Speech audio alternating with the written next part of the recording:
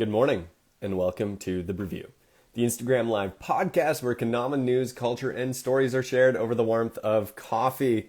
So glad you are here joining us this morning as we invite our special guest, Colin Hislop, onto the BREWVIEW to talk all about videography and Kendama, his story, and why it's so important to capture the journey.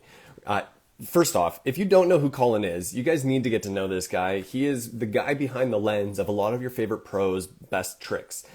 Colin is very, very well known in the community as one of the best filmers, one of the best editors, one of the best videographers in general in this community we all share and love.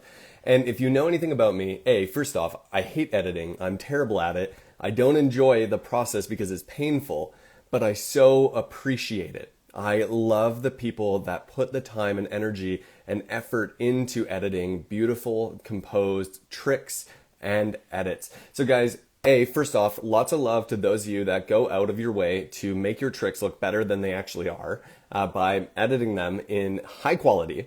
And secondly, thank you for the people that just share the love of this game. So guys, we are here. We are here at the BREWVIEW. We are here for another amazing episode, and I'm excited for our guest today. It's going to be a fun one. But before we dive too deep, you guys know, as always, if you're a longtime listener, that we like to shout out some people in the community every week, because this show is all about bringing people in deeper into this community over the warmth of coffee. So I want to know what you guys are drinking this morning as you tune into the BREWVIEW. You know, pretty much as always, I'm drinking a nice freshly brewed, fresh pressed, AeroPress cup of coffee. Picked up a fresh bag of coffee from Phil and Sebastian's. This is an Ethiopian. I can't remember. I should have brought the bag up so I could have shown you guys that are tuning in on IG Live. But it is quite nice. And this is my second cup this morning. I first brewed it in Chemex, and this time I brewed it as an AeroPress. A couple things I want to say before we get to shouting out some of our community members here and diving deeper in. One thing, if you guys ever want to know what the goals are or the stats behind the show or anything like that, I share all that stuff through my close friend's story. I share that to our Patreon subscribers, the people that want to get a little bit deeper behind the scenes of the BREWVIEW. If you want to support the show, if you want to go a little bit deeper into what the BREWVIEW is and what's going into it, that's your place to get to know. You can pay $5 a month, get behind the scenes access into all things BREWVIEW. I shout out who the guests are coming up ahead of time. You get priority questions, all that good stuff. And I share the stats of the show, from the amount of downloads we've been getting to pretty much the coffee that I'm working with or some of the goals that I'd like to achieve in the year. One of those goals that I'll share publicly is I think one of the things I'd like to see happen with the show this year is actually get a coffee sponsorship. A lot of people have asked whether or not I would take a sponsorship from a Kendama company, and I don't think so.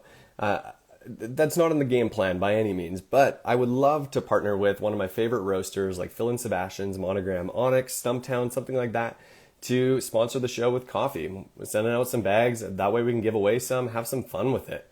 Honestly, guys, I shout out coffee enough as is. If I get free coffee out of it, I love it. Secondly, I wanted to say, as always, these are live conversations. We have opportunity for you to participate in each of these live conversations by asking questions. We got the live chat for those of you that are tuning in here. You guys can contribute. Let me know what you like. Let me know what you don't like. Hype it up in there. Hit that heart button. Secondly, you can also submit questions during the live interview via the live Q&A tool. If you post it ahead of time on the question, on the grid post I put on my Instagram every week, that's your best way to get your questions in ahead of time and guarantee that they're most likely to be asked. And if you're a Patreon, you get the highest priority of questions every single week. So without further ado, let's see what you guys are drinking this morning. I see Lacing Clangers, Nick Balin drinking his G Fuel, baby. We got lots of G Fuel happening in the community recently. We got Young Chaz sipping on that good old tap water today.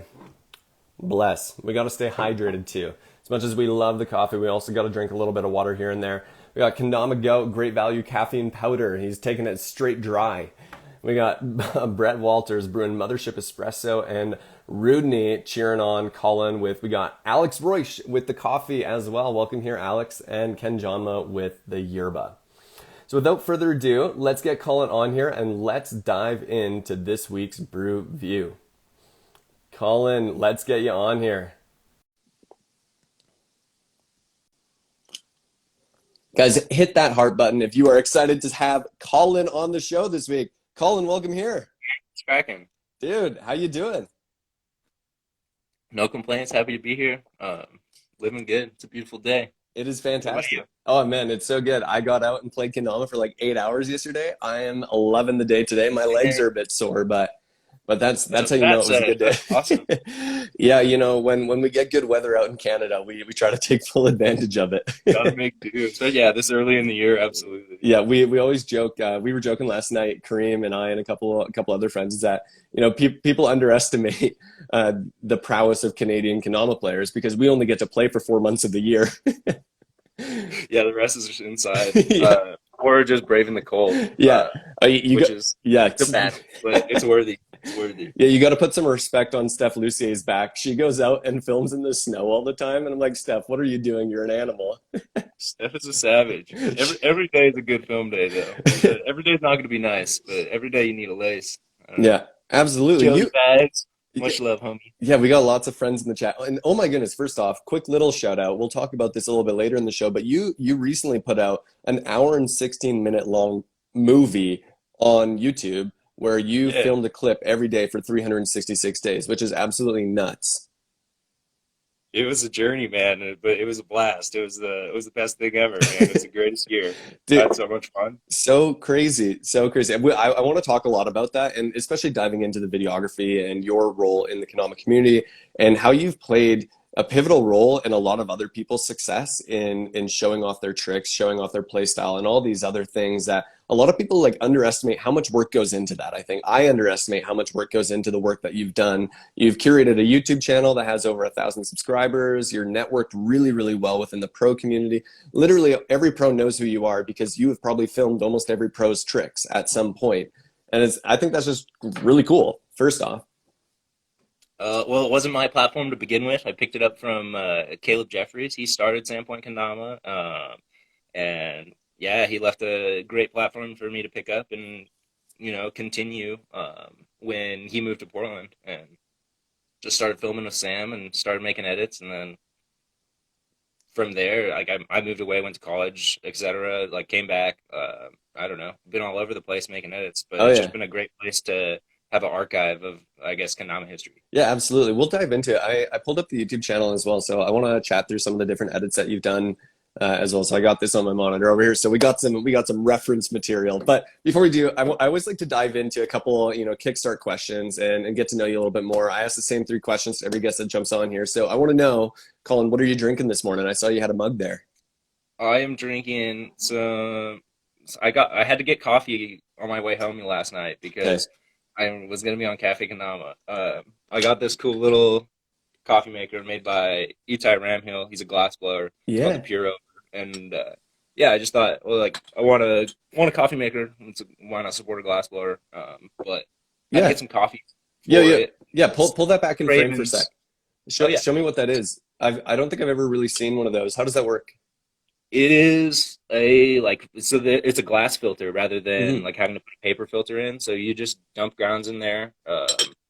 This is like a diffuser, so it drips a little slower. And you put it over your mug. So you don't use a filter at all. The glass is the filter.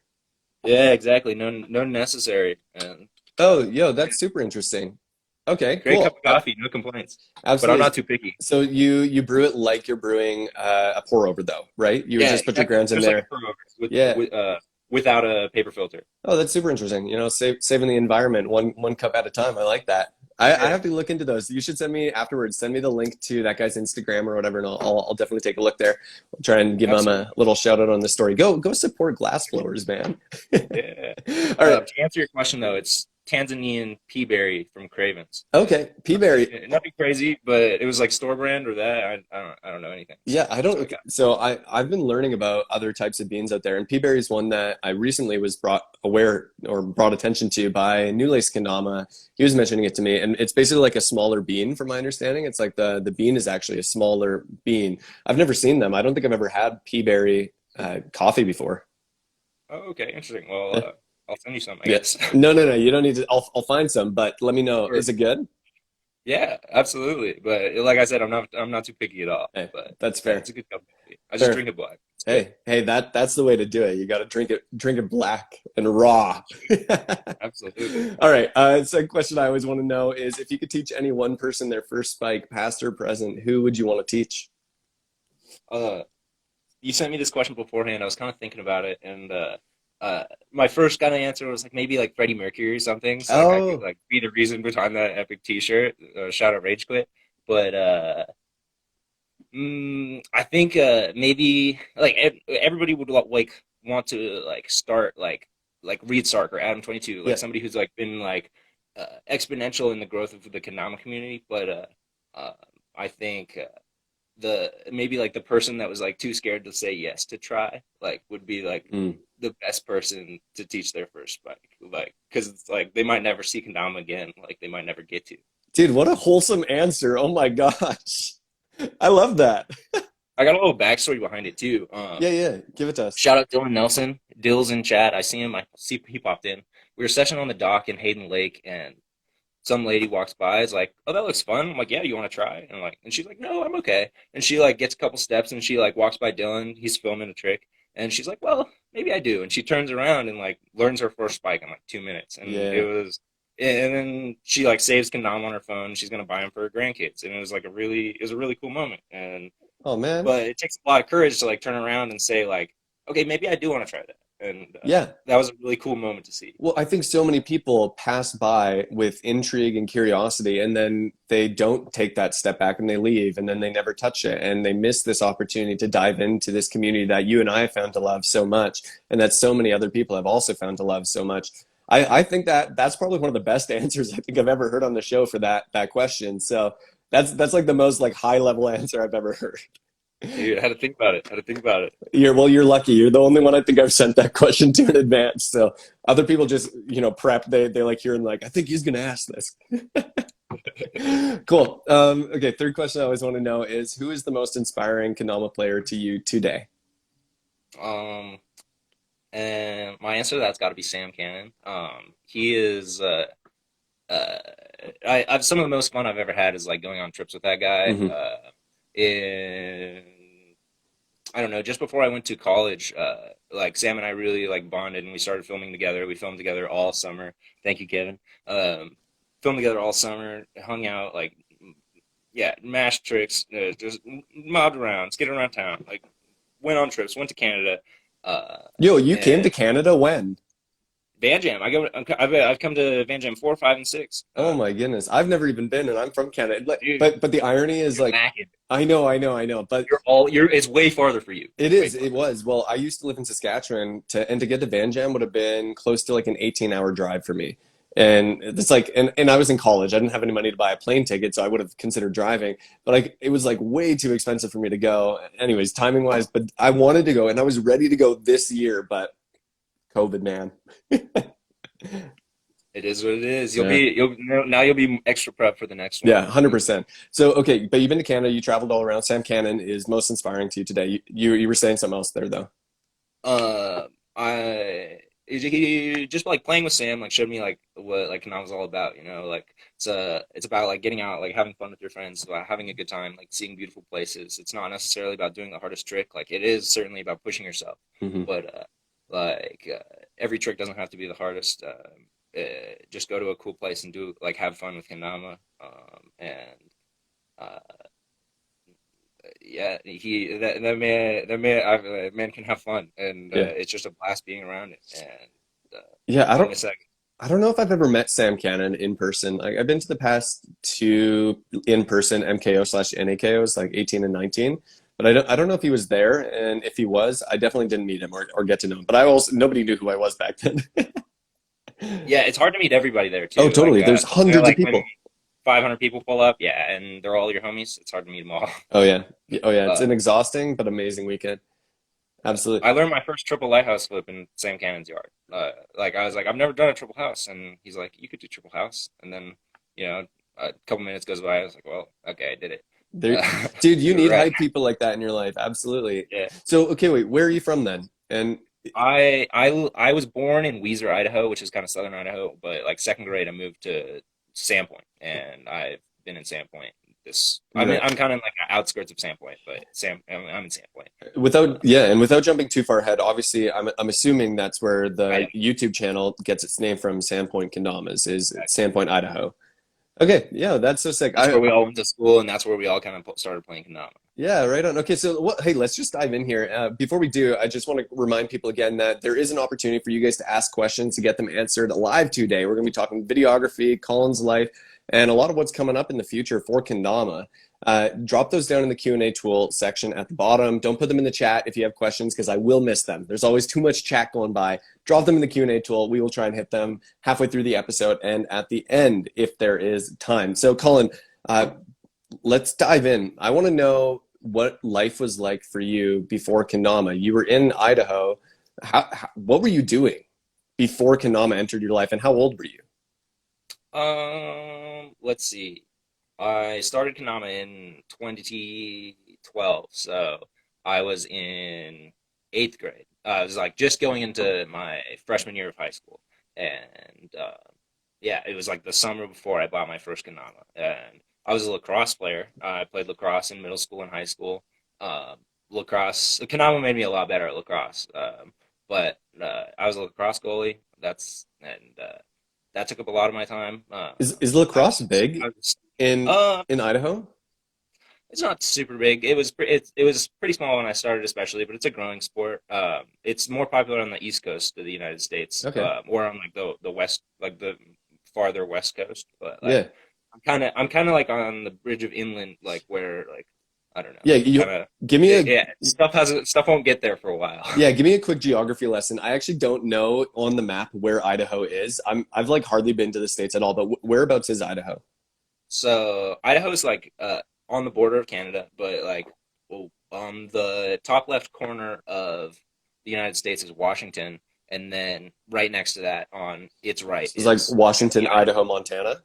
Exactly. Oh, okay. Yeah, yeah, yeah. So you're not that far from me. Like I live in Alberta now, so you'd be pretty much directly south and a little bit Okay. over. So Just drive yeah, north well, I'm 8 hours. coming down for an edit next weekend. Let's go.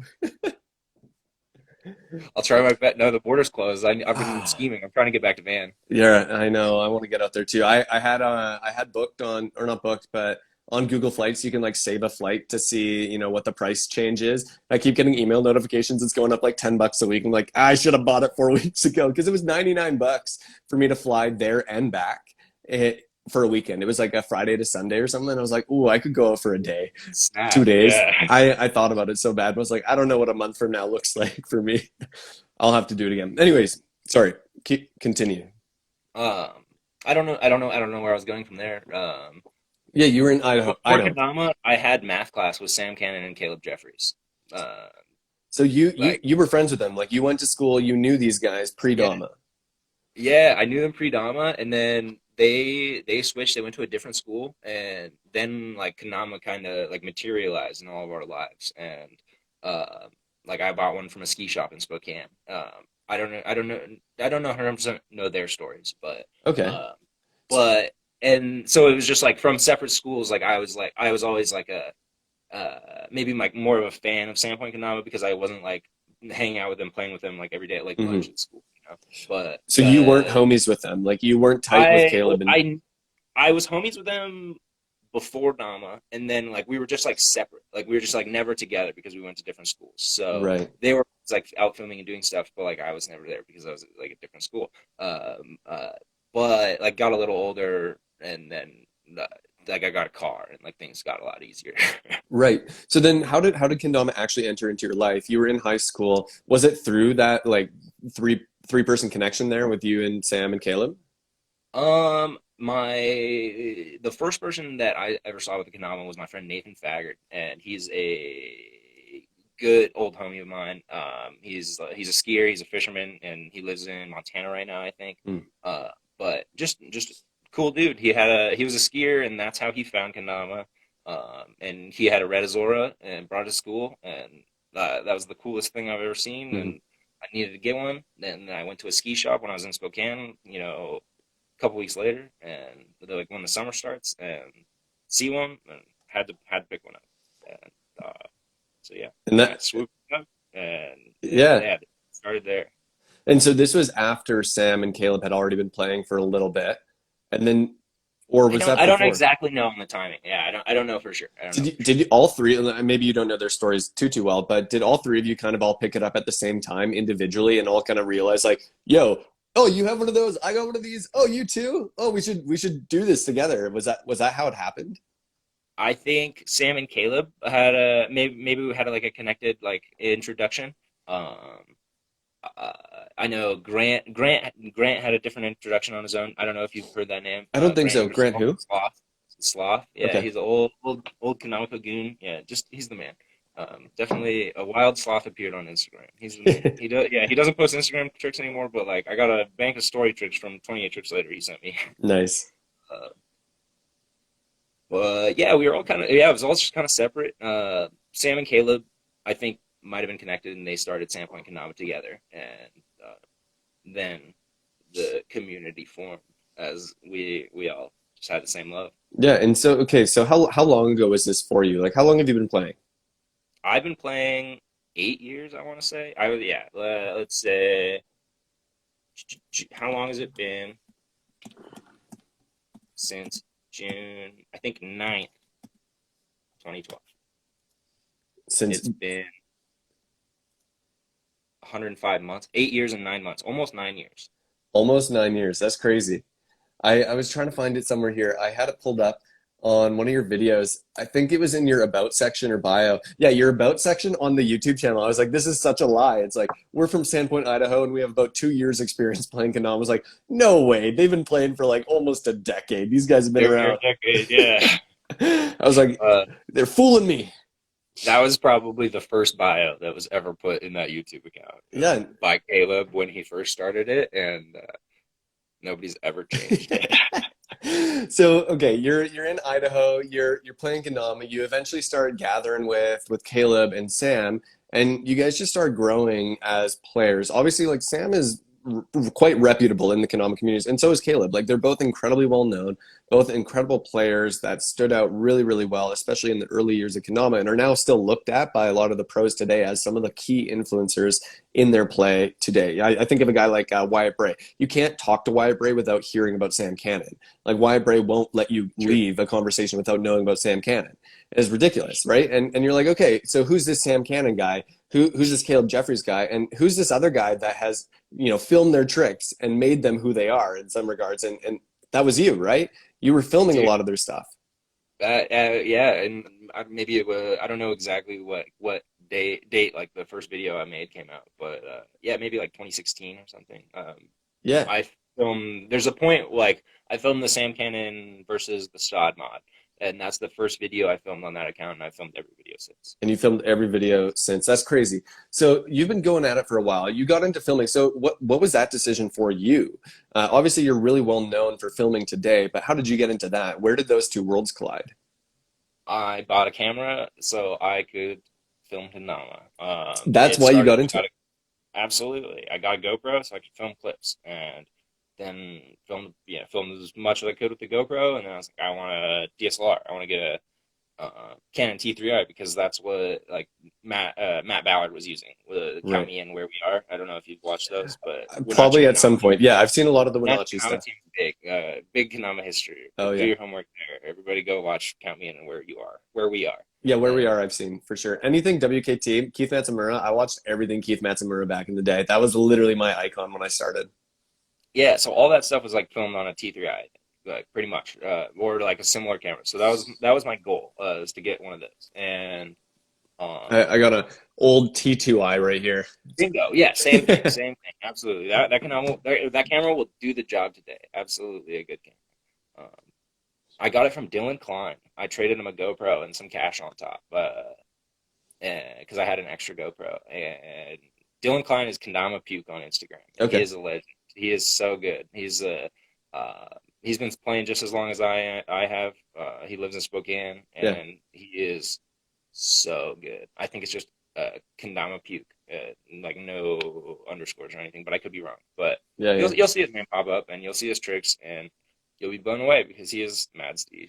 Dude, there's so many people out there like that are just so good at Kendama that people just don't know about. And it's like we get so focused on the people that have the big follower counts, and then there's all these other guys that are just insanely good at Kendama that nobody knows about. And I'm like, guys, you need to find these. Do your archaeology. Go dig these guys up because they are honed.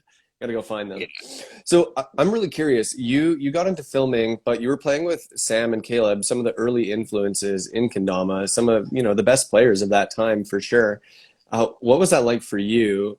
Did you feel like you were on par with them? Did you feel like you were keeping up with them? What was playing with them like? You could always like maybe like win a game of Ken here and there. Like you could always compete with them, but like Hmm. uh, that's because we all do different styles of tricks. Anybody can win a like out of three Ken games, anybody can win one. Right. Doesn't matter your skill level. And playing with them was just like perfect motivation to like push myself. Hmm. And they were on a whole new level. Like Sam especially. Sam's a robot. Like there's certain people that I think are born to play Kendama, like it's in their blood, Hmm. and like Sam's one of them. Like he picks up a Kendama, he looks like none other. And I think Mikey Schelling's the same way. Yeah. I think they're yeah. There's a bunch of people in this community. They're like it's in their blood. Bonds exactly. Yeah. Yeah. Like you just watch them play and you're like, they just know this toy better than you know yourself. So yeah, Sam's born to play Kendama. Playing with him was revolutionary for my skill level. It made me want to push myself so much, and I did absolutely like as much as I could, and Yeah. But I'm still working on it. Yeah, absolutely. Did you ever feel like I think for me and for a lot of people, if I were to just be surrounded by people just better, like a guy like Sam, if I grew up playing next to him, I'd probably feel so defeated about my own skill level and just like always feeling like I'm caught in this comparison trap with him. Did you ever feel that way, or was it always just like positive, always just growth oriented for both of you, or did you get into a competitive headspace with him? um, I wouldn't say I'm the most competitive person. I think it would just made me want to push myself. He's yeah, pretty much everybody in the comic community is like always more than positive. Like uh, there's yeah, doing different tricks. Like he's always stoked on like my tricks, the tricks that I do. And Hmm. he's like, "What? How did you do that?" Like because it's like in a different lane than his tricks. So Hmm. the stoke was like equal and yeah, reciprocated for Yeah. sure. Okay, so let's talk a little bit about filming. You were obviously playing kendama, getting really good at it, but you decided to almost take a back seat to the playing to capture other people's playing in some regards. You were still obviously playing a lot through that journey, but you ended up, developing a different skill alongside your kendama play, which was capturing kendama. Oh, what was that like in the early days? Because back then, filming wasn't even a big deal. It was like prop your phone up on a concrete brick and there you go, you're good. But you took a different route.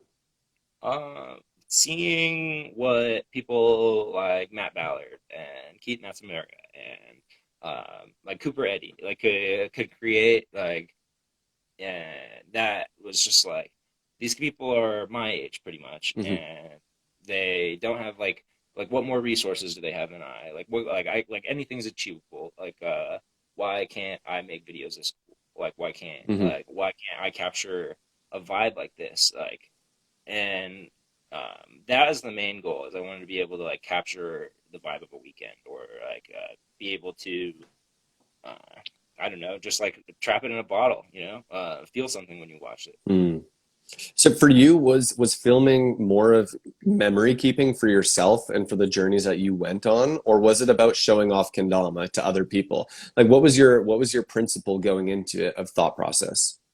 um I wanted I always wanted to film Econometrics and the cooler they could look the better Hmm.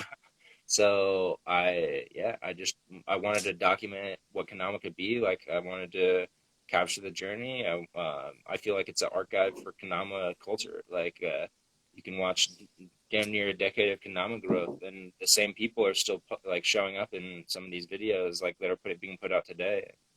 I think it's definitely important to be captured, and that wasn't like my first thought when I got a camera, but like after a couple of years go by, I definitely felt like I like had a purpose in like capturing what was going on for Kendama culture. Hmm.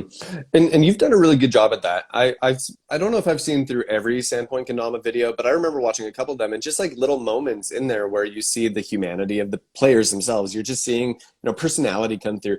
I think like and selfishly, one of my favorite edits was the one where you were in Washington and you caught on your video the recording of the phone of myself interviewing Max Norcross because you were out there with the Gallaghers and Max, and I was like, what the heck? How did I end up in this? And I was like, oh, that's so cool. When you commented that blew me away. That was so good. Dude, it was so awesome. I was like, man, this is freaking so cool that I'm in Canada and I made it into a Sandpoint Kendama's video. I was like, this is ridiculous. And you've done this throughout a lot of your episodes or a lot of your, I almost want to call them episodes because it feels like it's a TV show of your life and the documentary that you're embarking on, capturing the stories and the journey that you're going on. It's like you're taking a little, week episode and you're putting it together into a visual art piece. And you've done that through your videos, and it feels like you can walk through a journey with them, seeing players grow, seeing you grow, and just seeing the development. And I think the storytelling aspect of what you've done is actually what grips me in more than anything, because at the end of each of your videos, don't feel like I watched a Kendama edit. I don't feel like I watched tricks. I watched a group of friends have a great weekend, and they happened to be playing Kendama. That's awesome. That's so cool to hear. Seriously though, do you feel like that's what you're creating in the moment? Is that what you're trying to do? Because that's what comes out on the other end for me. There's definitely like moments that when I'm behind the camera that I'm like, I definitely need to document this. I will like see something like about to happen, and I'm like, I need to film this. This is necessary. I got to capture this. Mm-hmm. And I don't know. That's a hard one, but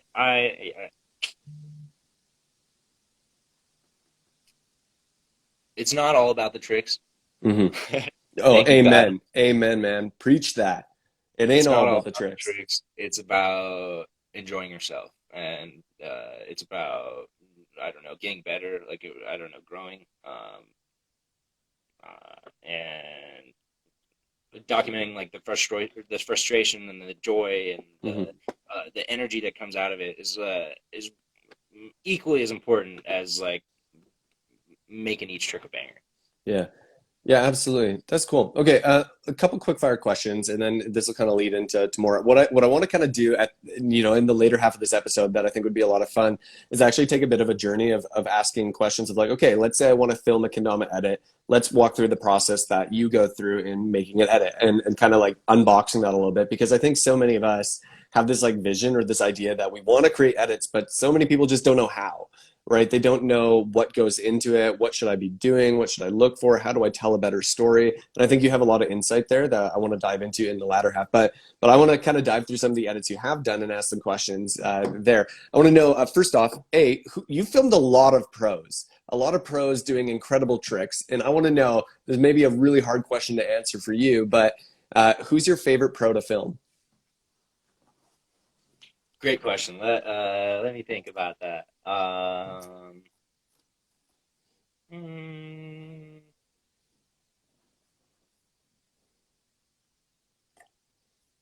Dude, Ben Harold for sure. That guy is just a stone cold G. Like, oh yeah, mental fortitude. I think would be a good way to put it. He's very strong-willed. Super fun to watch him play Kendama. I've only filmed him at Van Jams, so yeah, pretty much every year I get to film a Ben Harold clip, and every year it's a good time. I film him at MKOs too. Yeah, absolutely. Yeah. So Ben Harold's your favorite. If I had to pick, if you had to pick a favorite, now opposite question of that: who is the hardest person to film? That's a pro that you took the longest time, or was the most grueling film session you've ever been through? Who is the most challenging to film?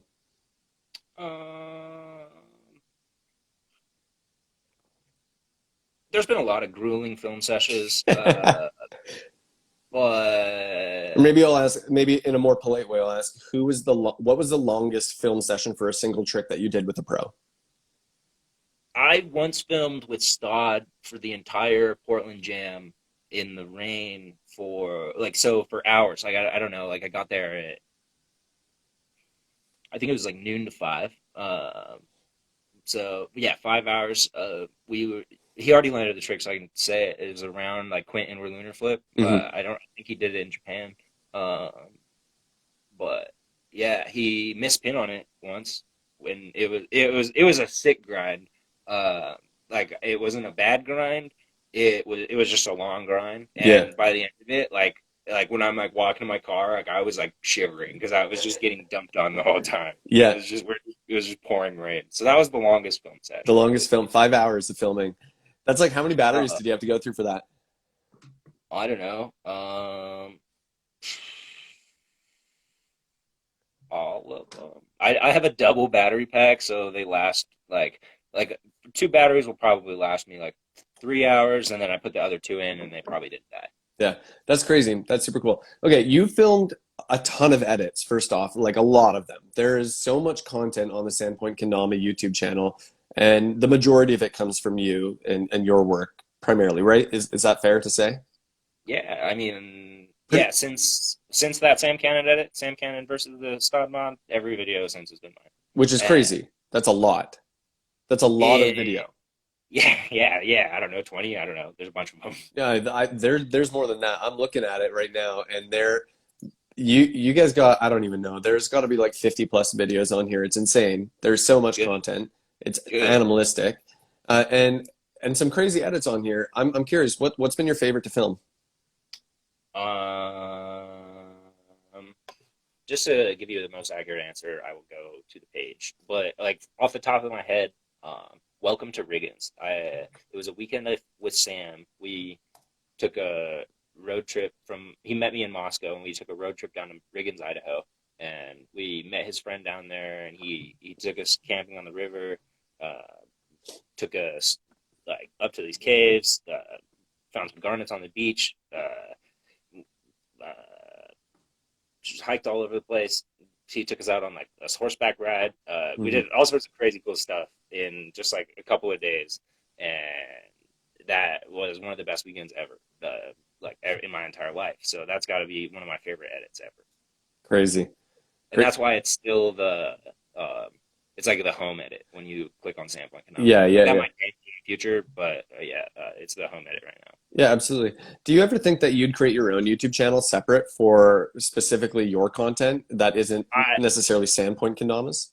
I've been thinking about that a lot. Like I've been thinking about like perhaps like just like archiving this channel because like I'm not gonna live in Sandpoint my whole life Right. probably, and I'm the only one doing it. Like it just makes sense to like grow my own platform probably, but like also it's a really perfect place to put all my kendama videos too. So Hmm. uh, I like all the videos I make don't go on this like because like I'm like for instance like the Norks videos on Sweets, Hmm. uh, but it's a good place to have them all in Hmm. one. But I would like to have my own YouTube channel, but I don't know. It's a scheme, but I don't know. Yeah, yeah. If you had to give up either playing kendama or videography, what would you give up? I would give up videoing You would give up videography. instantly. Yeah, I could not give up kendama. Interesting. I was curious because it seems like you have such a passion for videography that you would. Do you have more fun playing the game or filming other people playing the game? Playing the game, Playing the game. absolutely. Yeah. But I think capturing it is equally as important, and I love capturing other people. I think it's a necessary journey, and like uh, a lot of people aren't like stoked to film other people, and I'm more than happy to, and I think it's a very important part of the game. Yeah, do you prompt that or do you wait for other people to ask you? Like if you and I were hanging out at a jam together, would you come up to me and be like, "Yo, let's film a trick?" Or do I have to come up to you? Are you the one that's eager to film other people or do people just come to you so much? It depends on the situation. I saw Kanao goes leap year god because 366 Yeah. days. He's been messaging me that for a long time, and it makes me laugh every time. Maybe forget your question. Yeah, do you Oh, filming people. yeah. I when I get to an event, there's like always like a billion people there. I always want to film them all. First things first, I try to like say hi to as many homies as I can, Hmm. and then then it's like go down the list. Let's start getting some Hmm. clips. Uh, and I don't know. It's mostly like on a first come first serve basis. uh, All right, guys, but line up. or Make sure you like get here before Stodd. like uh or like every event, like Wyatt Bryce sees me, he's like, let's film a trick, and we go film a trick, and Dude, okay, so I have a question about that. Wyatt Bray, you filmed a lot of tricks with him. His tricks are insane and they're really long and their composition is amazing. How do you keep up with it? And how long does he actually take to land a trick? Because and it's crazy. He was doing those like three trick fixes for a while. The guy's so consistent at hitting these long, friggin' long tricks. Uh, is it that consistent in person or does it go through like he misses, misses, and he's misses? so good. Yeah, of course he misses. Like everybody misses. Uh, Is it a quick film but grind with him? I don't know. He could land a trick in like I just filmed with him for a week in Kentucky and Yeah. Tennessee. He could land a trick in 10 minutes. Like he could land a trick in like a couple minutes. Like That's so uh, crazy. he could grind on a trick for like 30 minutes, and then like then he's like, I want to quit. I'm like, let me put you on a tripod. Keep going for a little bit, and then I'll get it in 30 seconds. So I don't know. That dude is a monster. He's born to play Kendama for sure. Oh yeah.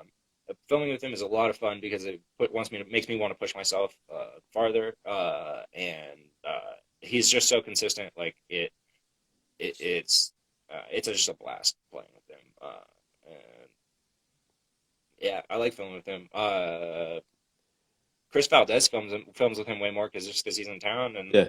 Chris Valdez is a G with it. He films so up close and like tight, like a lot of the time. Like Hmm. he's really good at the follow. Um, I don't like that's a little risky. Like I don't like to play that risky. Yeah, you don't have to be buying a new camera. No, I don't care about that. Like that thing's a tool. Or Like take a hit. you're more worried about missing the trick. I didn't want to miss the shot. Yeah. I don't, Oh, if I just sat there for 30 minutes, 40 minutes, hour, 2 hours, like yeah. following this trick, like I don't want to miss the last part. That Yeah, would yeah. suck. Yeah, absolutely. Okay, I'm curious. I'll ask you a couple quick fire questions here. Then let's hit some of the questions from the chat in a little bit here, and then we'll dive into more current day. We'll talk a little bit about some of your edits you've done more recently. The 366 day edit I want to dive into, and I want to do that little exercise. We'll walk through how does Colin film an edit because so I want to know. I want to film edits, man. I'm just bad, so I need you to teach me. Here's what I want to know. I was going to ask. And it's slipping my mind. It's going to come back in like 3 seconds. You know what? It's not going to come back until I forget about it. And then it's going to come back. This is what happens with questions. They go around in your head for so long. Then you're like ready to ask it.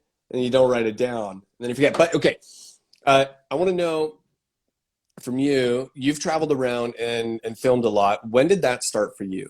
When did you start doing traveling and filming and going around? You were playing with Colin, you were playing with Caleb in Sandpoint, Idaho. When did Kendama become more than just playing with your friends? I think, I think it was because of P&W Kendamas.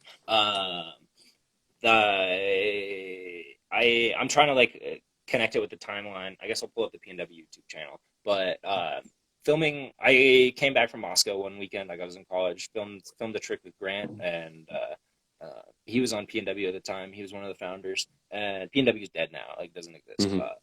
Uh, and one of the other owners saw the clip and hit me up and was like, "Yo, do you want to film for us? Like this is fire. Like we need a filmer." And I'm like, "Yep." Uh, and uh, went to Tacoma Takeover 3 with them. I brought Grant. I picked up Grant, and we drove.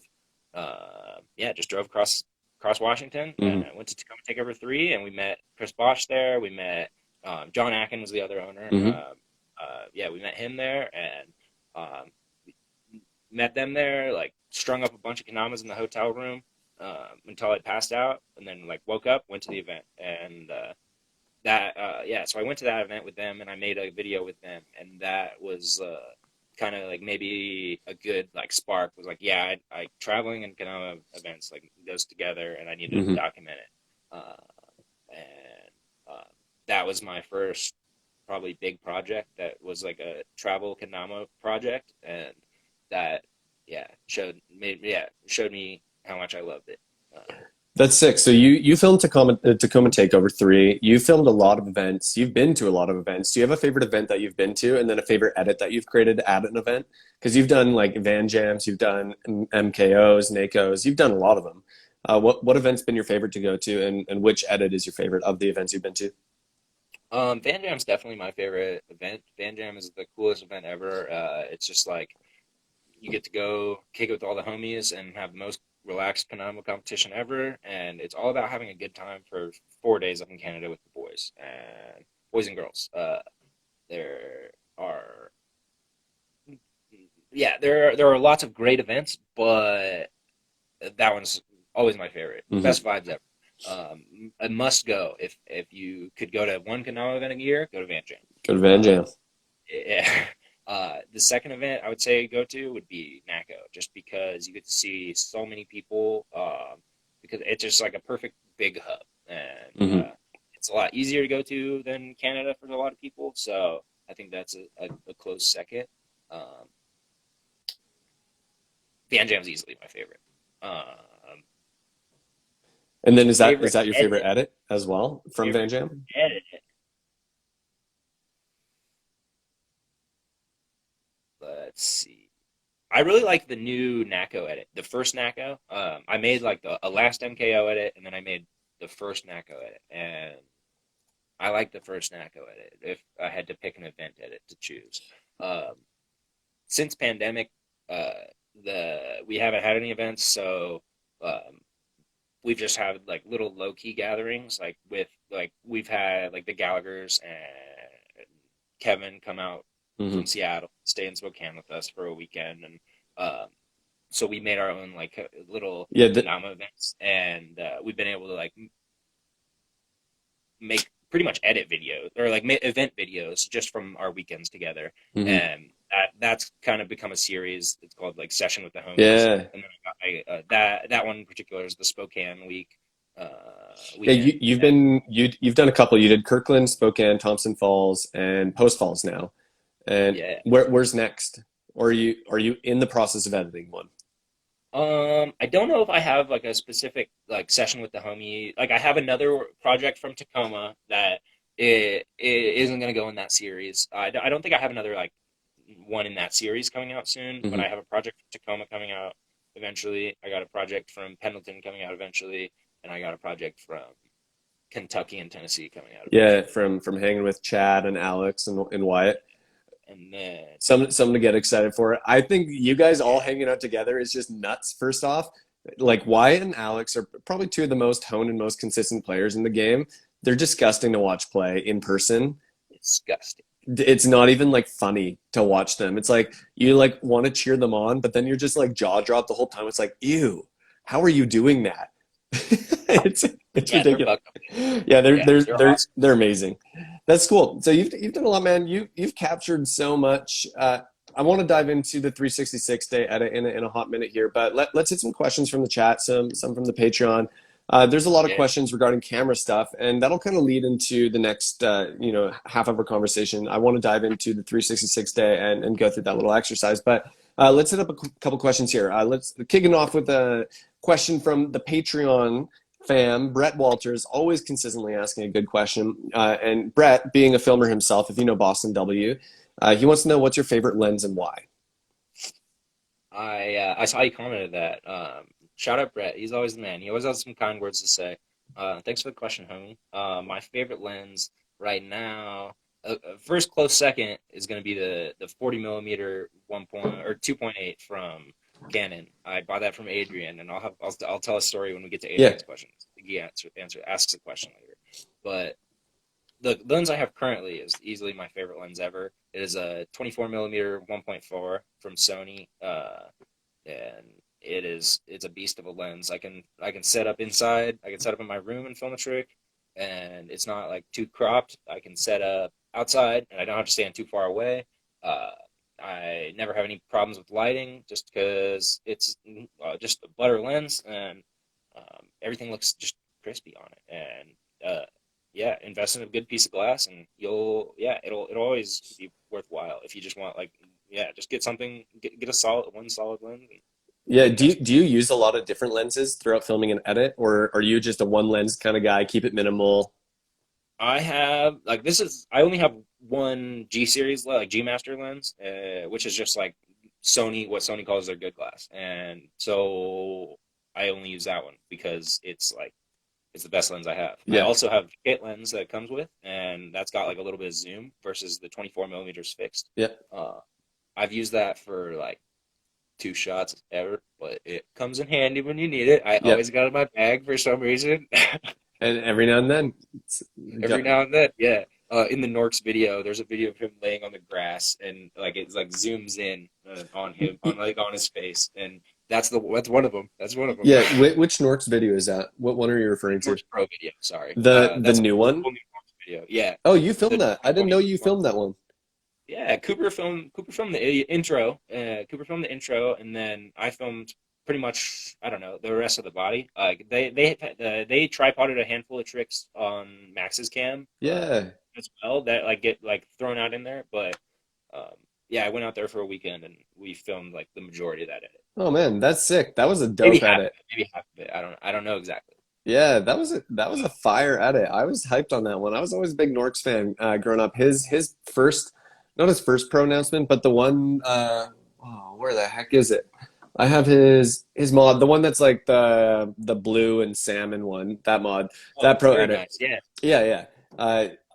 Watched that edit probably like 50 times when I was getting into Dama. That came out pretty early in my Dama career. I bought that mod, and man, the song that he uses, I'm trying to remember the band that does that song. But anytime that song comes on, or if I'm ever just needing a little hype, I turn that song on. I gotta find it somewhere, and that song just like makes me want to play Kendama because I remember like being in my room watching that video on my computer, hearing that song and being like, okay, I'm standing up, got to try these tricks that he's doing, the like pizza tosses or the like stunt over the whatever it is. It's just like you get in Yeah. that mood, right? Oh my goodness, it's so good. It brings you back. I get you. It Oh brings man, you back to Kendama. nostalgia, and that's the thing that I think I appreciate so much about what you've done on your videos. And honestly, I'm looking at them now and I didn't realize how many there were, so I need to go back and watch more. But like you get brought back into a past time that you can jump into, right? You can like take a minute, step into this world that you weren't a part of, see the tricks that are being done and feel like you can be there. Do the trick that Sam Cannon did, do the trick that Colin did, do the whatever it is, listen to the same song, get in this space, go out to that location, whatever it is, and you can feel like you're a part of it. But if nobody's documenting that journey, we're just leaving history behind. That's the goal, man. That's the goal right there. That's stoke right there in your voice. That's why we do it. That's why we capture edits. That's why we're there to catch a vibe. Man, I love it. Okay, I'll ask some more questions here, but I am curious on this quick train of thought. What is your favorite edit that you haven't filmed? What are some of your favorite edits of all time? I wrote down some inspirational edits. I don't know if they're my favorite, but like they were ones that were like inspirational in my Kendama career. Have you heard of Bitter Beans? They're a Japanese crew. Crom just did a collab with them, I think. Yeah, Super Friends Candy. yeah, I know the name, but I don't know if I've actually seen their stuff. Yeah, watch Bitter Beans 1, watch Bitter Beans 2. Those are epic Kendama edits. Like I remember being in high school watching those like on Yeah. just like sitting on the stage, like watching them on my phone. Uh-huh. And then yeah, I remember being in math class watching Kusa Edit 8. That's a very Yeah. good edit. I haven't watched it in a long time. I better hit that up for the nostalgia. Cooper Eddie Pro Edit. He was being Yeah. like this Oh, similar age as him. And like seeing him put out like a video at that high quality, like that was so inspirational. I remember watching it, being like, I want to do this. Like yeah. this is the coolest thing ever. Like yeah, that was tight. Shout out Cooper Eddie. Um, yeah, just his age and like what he made showed what was possible. Yeah, yeah, yeah. What's one of your favorite edits that's come out recently from other people? Oh my gosh, shout out Marcus Lander. Lander Lingo, that is an instant Y- classic. That edit I could watch any day and get hyped on Kendama. So good. It's like alien Kendama, and it is so cool. Yeah.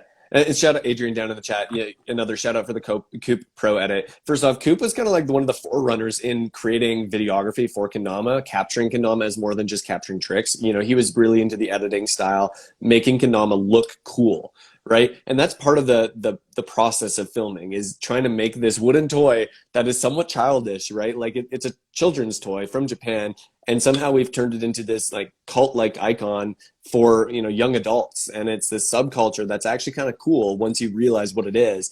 And that's really a lot of the work done by people like you, by Coop, by other people that have done videos of Kendama in a different lens, that don't make it look childish, that make it look like it's something that you want to do, even though you're a 35-year-old grown adult.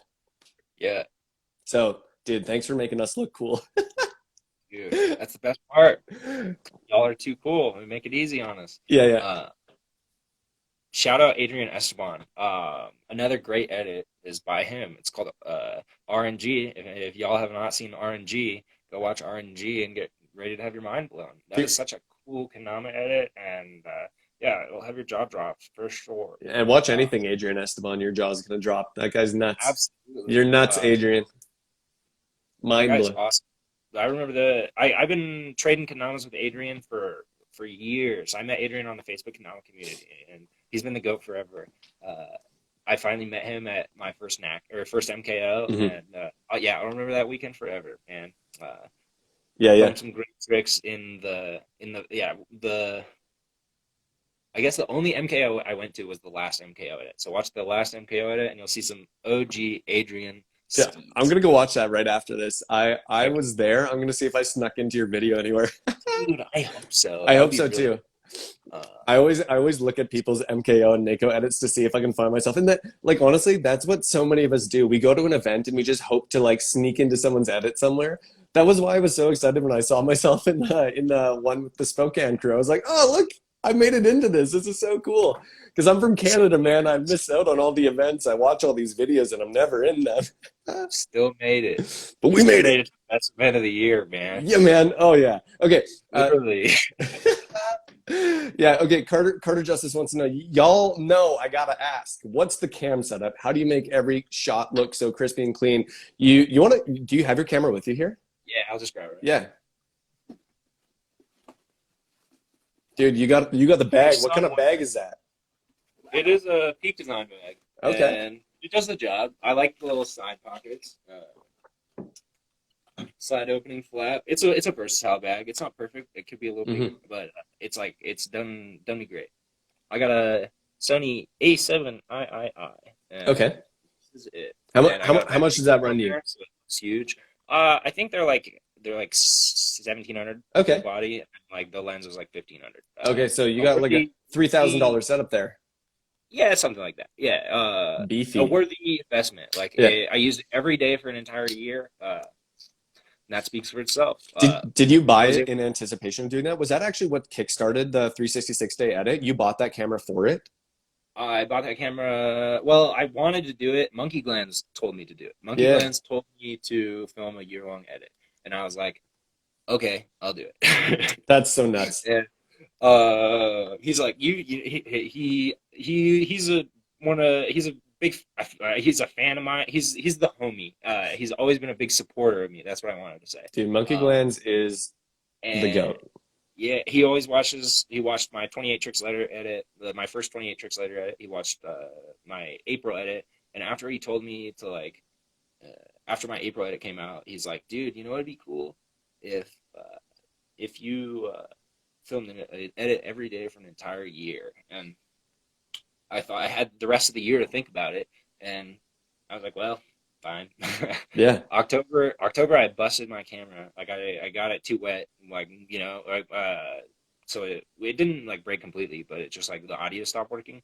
So I was like, well, it's a good excuse to get a new camera. Like I've been wanting to upgrade, and the start of the year is coming up, so it'd be good timing, and it just all worked out nicely. Yeah, for real. That's sick. So walk us through your setup there real quick. So you got what lens is that? That's the lens you were talking about? Yeah, it is the favorite. It is a Sony 24mm 1.4 G Master solid lens, super solid lens. that kind of makes it look. It's like Yeah, I don't know, good, solid lens.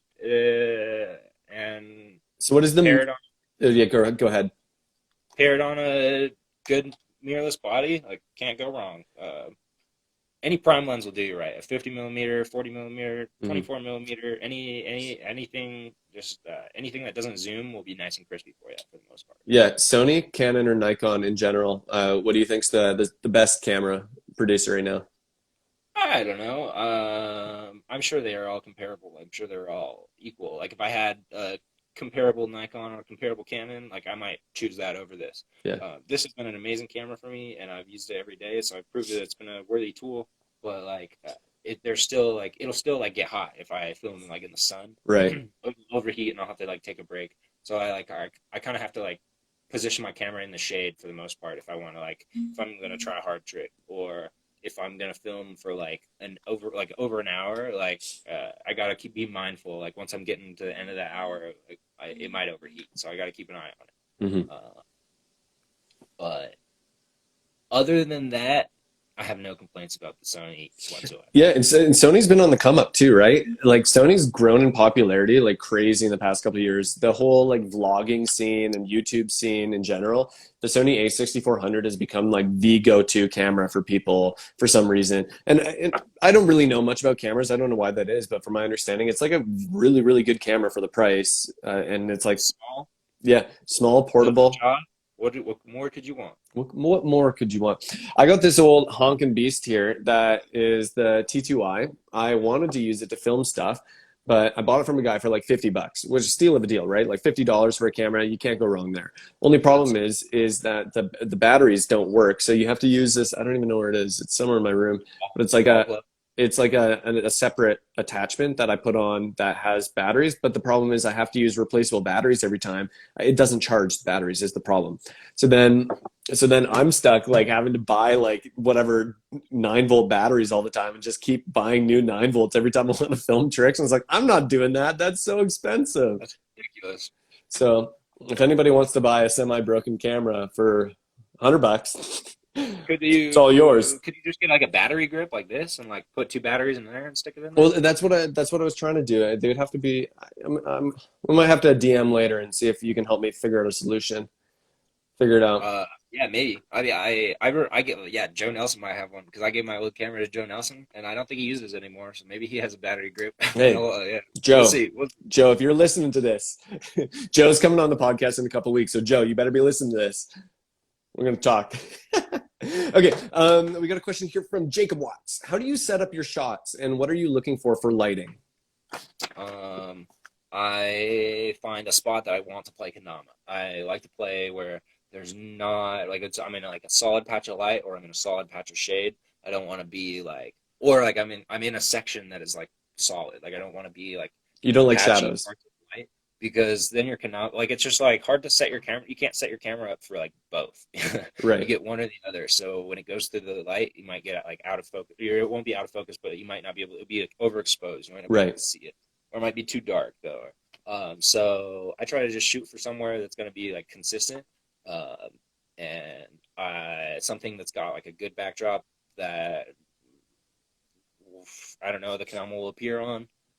That doesn't really like for the most part, it shows up. Like when you're filming with a camera, like you don't really have that problem that much. When you're filming with a phone, you kind of need to worry about it. Bringing an AD says iPhones for life. I got an Android, so my phone sucks for filming. Yeah, so okay, man, I have an iPhone, and I feel like every time I film, I never get cool shots with it. Like, I've gotten, like, 1 or 2 cool shots by accident with it that I was like, yo, that looks sick. That looks like I filmed that on a DSLR or something. But for generally, like, I feel like I have such a hard time, like, setting up and picturing or you can't get any real depth of field or anything like that. So it's so hard to actually get crisp shots, I find. Yeah, it's hard to set your phone up on something to like make a good frame for yourself. It's hard to just like if you don't have somebody like behind it, like adjusting it, like figuring out what looks good. Like you're just kind of like setting it there and it's like hoping. So a phone is hard. Brett Walter is down in the chat saying, get the Filmic Pro app for iPhone, whatever that is. I trust him. The guy films literally movies. He works in cinema and he films it's his career. It's what he does. You can lock in exposure and pull focus manually, he says, with that app. So Okay, maybe there's a Oh, that workaround. sounds cool. Yeah, Okay, exactly. okay, Uh, I see you. that's what I do. I use manual focus. I set my Kendama down. I focus up on the Kendama, and then I set my Kendama down, and I walk back to the camera, and then I focus up on the Kendama, Yeah, yeah. make sure that my head was in frame, like make sure it's gonna be tall enough, and then I like will go out and film, rather than just like blindly hoping. Yeah, yeah. Okay, one more question here, and then we're gonna do some questions from the chat here today. But this one is from Adrian Esteban. You said you were waiting for this one because he asks, "How did the Canon 40mm 2.8 change everything?" Shout out Adrian Espon. He sold me that lens in 2017. He gave me a stellar deal on it, and that lens like made filming Kendama so easy. It's not like I couldn't like set it up in my room like I could set this up, but I could set it up. It's a lot like you don't have to walk as far away as like a 50 millimeter. You got a little bit more wide angle, so like when you're filming people on stage, like it's a little bit easier. You're not gonna miss as much. And it was just like a really well-rounded lens for bringing to Kendama events.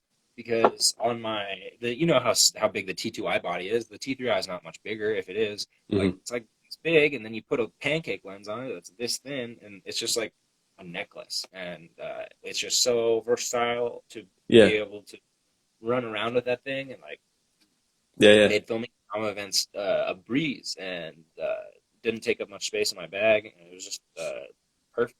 Yeah. You can choose not to answer this, but I am curious. Do you get paid to film Kendama events, or has it become a source of income for you now? You've been filming for so long.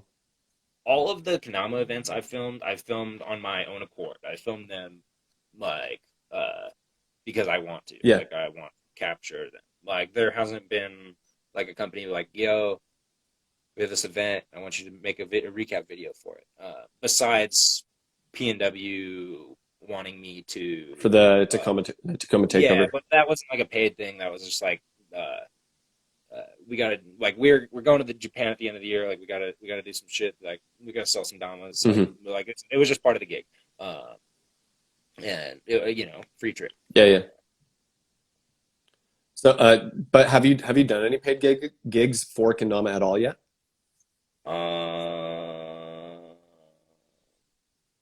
No, I got like some set up in the future. Okay. But like I've had like expense free trips, but like that's about it. Hey, that's still a sick deal. Yeah, that's a step. It's a step in the right direction for sure. Is that something you'd like to do in the future though? Is turn your videography skill into something that's a source of income for you? Absolutely. Like I'd love to be able to do it as a hobby like forever, but turning it into like a income would be the only like feasible way to continue to do it for the rest of my life. Yeah. Do you want to do that in Kendama specifically, or do you see yourself kind of doing that outside of Kendama, like doing wedding videography or whatever it is, or do you not care about that stuff at all?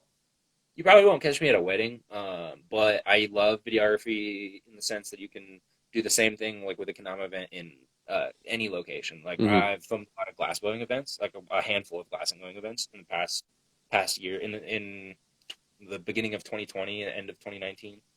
Maybe it was just 2020. I don't know. These years are confusing me now. But I like filming glassblowing a lot. That's been a kick lately as well. Yeah. Okay. What's the deal with glass blowing?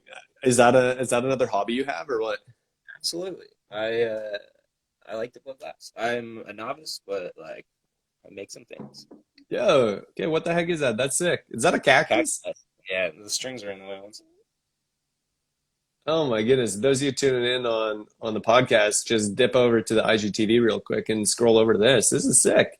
You blew those? Yeah. That's tight. Is that hard to do? Like, okay, how hard is glass blowing? I know nothing about it. Well, you got to make melted hot glass do what it wants to do, and it's like kind of like a liquid, so it's hard. Yeah. I don't know. It's just certain properties you gotta learn. Is it a dangerous thing if you accidentally like breathe in? Nah, you don't. You have ventilation, so you don't really need to worry about breathing in. Okay. But you could burn yourself. Like you could get the worst burn of your life if Yeah. you aren't careful. Yeah, It's melting hot. glass on your fingers. It's Oh my hotter god. than anything you've ever encountered. Like it's hotter than your oven. It makes your oven feel cool, but like you stay far away from it. Like Yeah, it doesn't.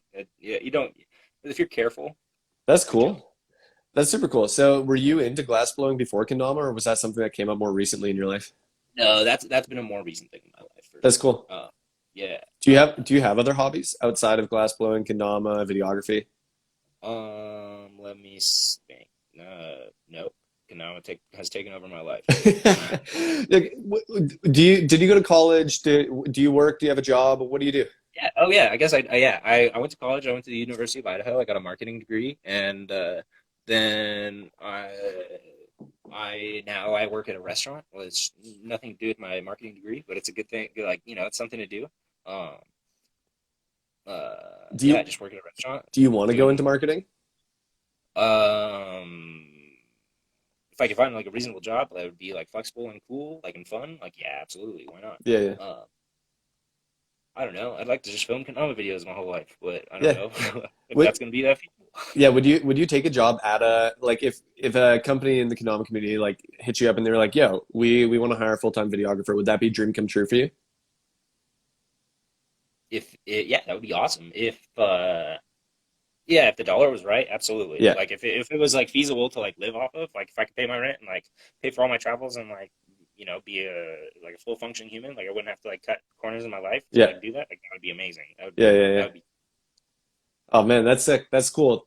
Hey, man, I if the trend of kendama keeps going in the way that it's going and it keeps growing, I think that's pretty feasible in the next 2, 3 years or so. I think kendama is finally hitting like a stability where there is like a stable amount of people that play. Where I don't think we're going to see as much of a dip.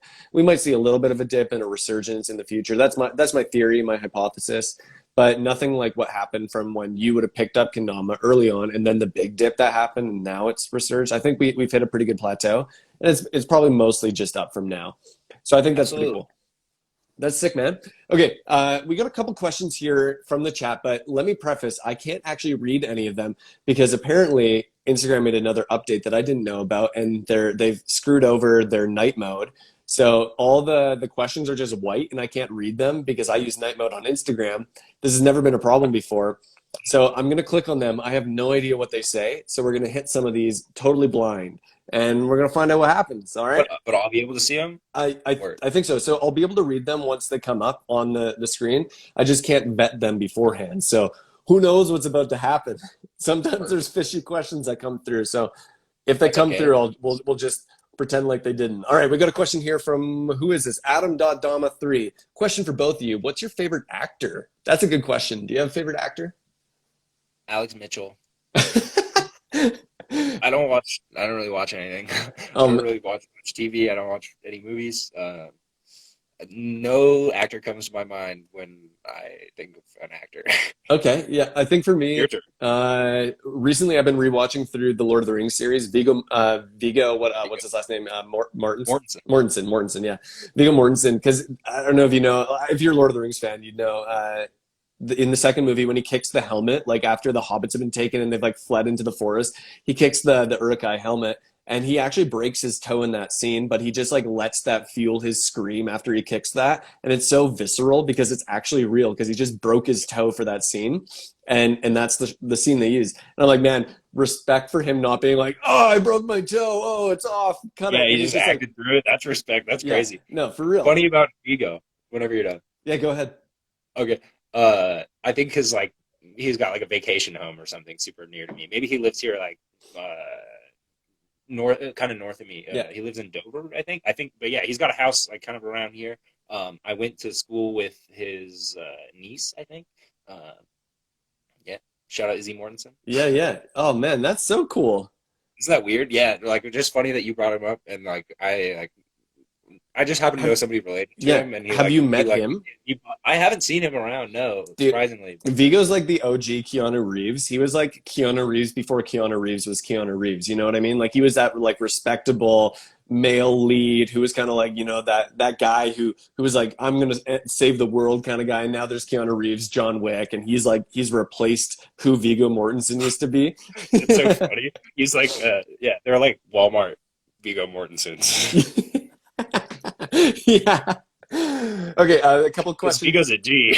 Dude, he is. No, he's so sick. I love the man. And he's old now. Dude, the guy's old. Have you seen recent pictures of him? He's got like gray hair. Yeah, that's crazy. I guess I'll look it up. Yeah, okay. And Andrew Kendama wants to know Z-Mags or Cooper for filmography. If you had to pick. If you had Shout to, out. no, I'll rephrase the question because I think this is a better answer. If you were to film a pro edit and you had to choose between getting Mags or Coop to film it for you, and you could only pick one of them, who would you pick? Coop, because he's just like been long time homie. You know, he's cool. He's Yeah, a cool dude. I mean, shout out Z Mags. He's homie too. I dude, love Z Mags. his That's for edit, sure. his And pe I love an edit with Z Mags, but I think I'd pick Coop just yeah, because I've got I talked about Coop already so much in this episode. Like I think it would just make sense to pick Coop. totally. But quick shout out though, Mags's edit. I think he's got. I don't know if he released part two yet. I can't remember. But part one I of think his it like makes sense. 3-part pro announcement edit. Part one was insane. It was one of the most beautiful edits I've seen in a long time. Like it was really stunning. It's It's cool. very good. Guys, go watch it. There's so many great edits out there. Show some love to the people that put in the time for that kind of stuff. Seriously. Okay. Question from Adrian Esteban in the chat. Favorite trick currently? Working on learning those consecutive goon circle. Ooh, And, the late goon things. yeah, shout out Atticus. Yeah. Shout out Benjamin B. Oh Those yeah. two dudes are slaying that trick. They inspired me to push that. I'm figuring it out. Like I kind Dude, of want to give it one try, but like I can oh, definitely do it soon. they're hard, man. I've just been trying to learn late goons and I hate them. They're so hard and they hurt. They hurt my hands so much. Okay, question from Schneebs _ here. He wants to know fave Dama trip. What's your favorite Dama trip?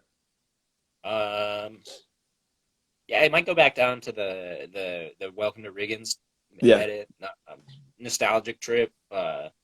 Some of like my first best times, you know, yeah, like just like truly like enjoying Kendama, enjoying life, enjoying like good for solid friendship, and not caring about anything else. Just like yeah. being wild kids, just running around, just doing our thing. If you, That's got to be it. Welcome to Reagan.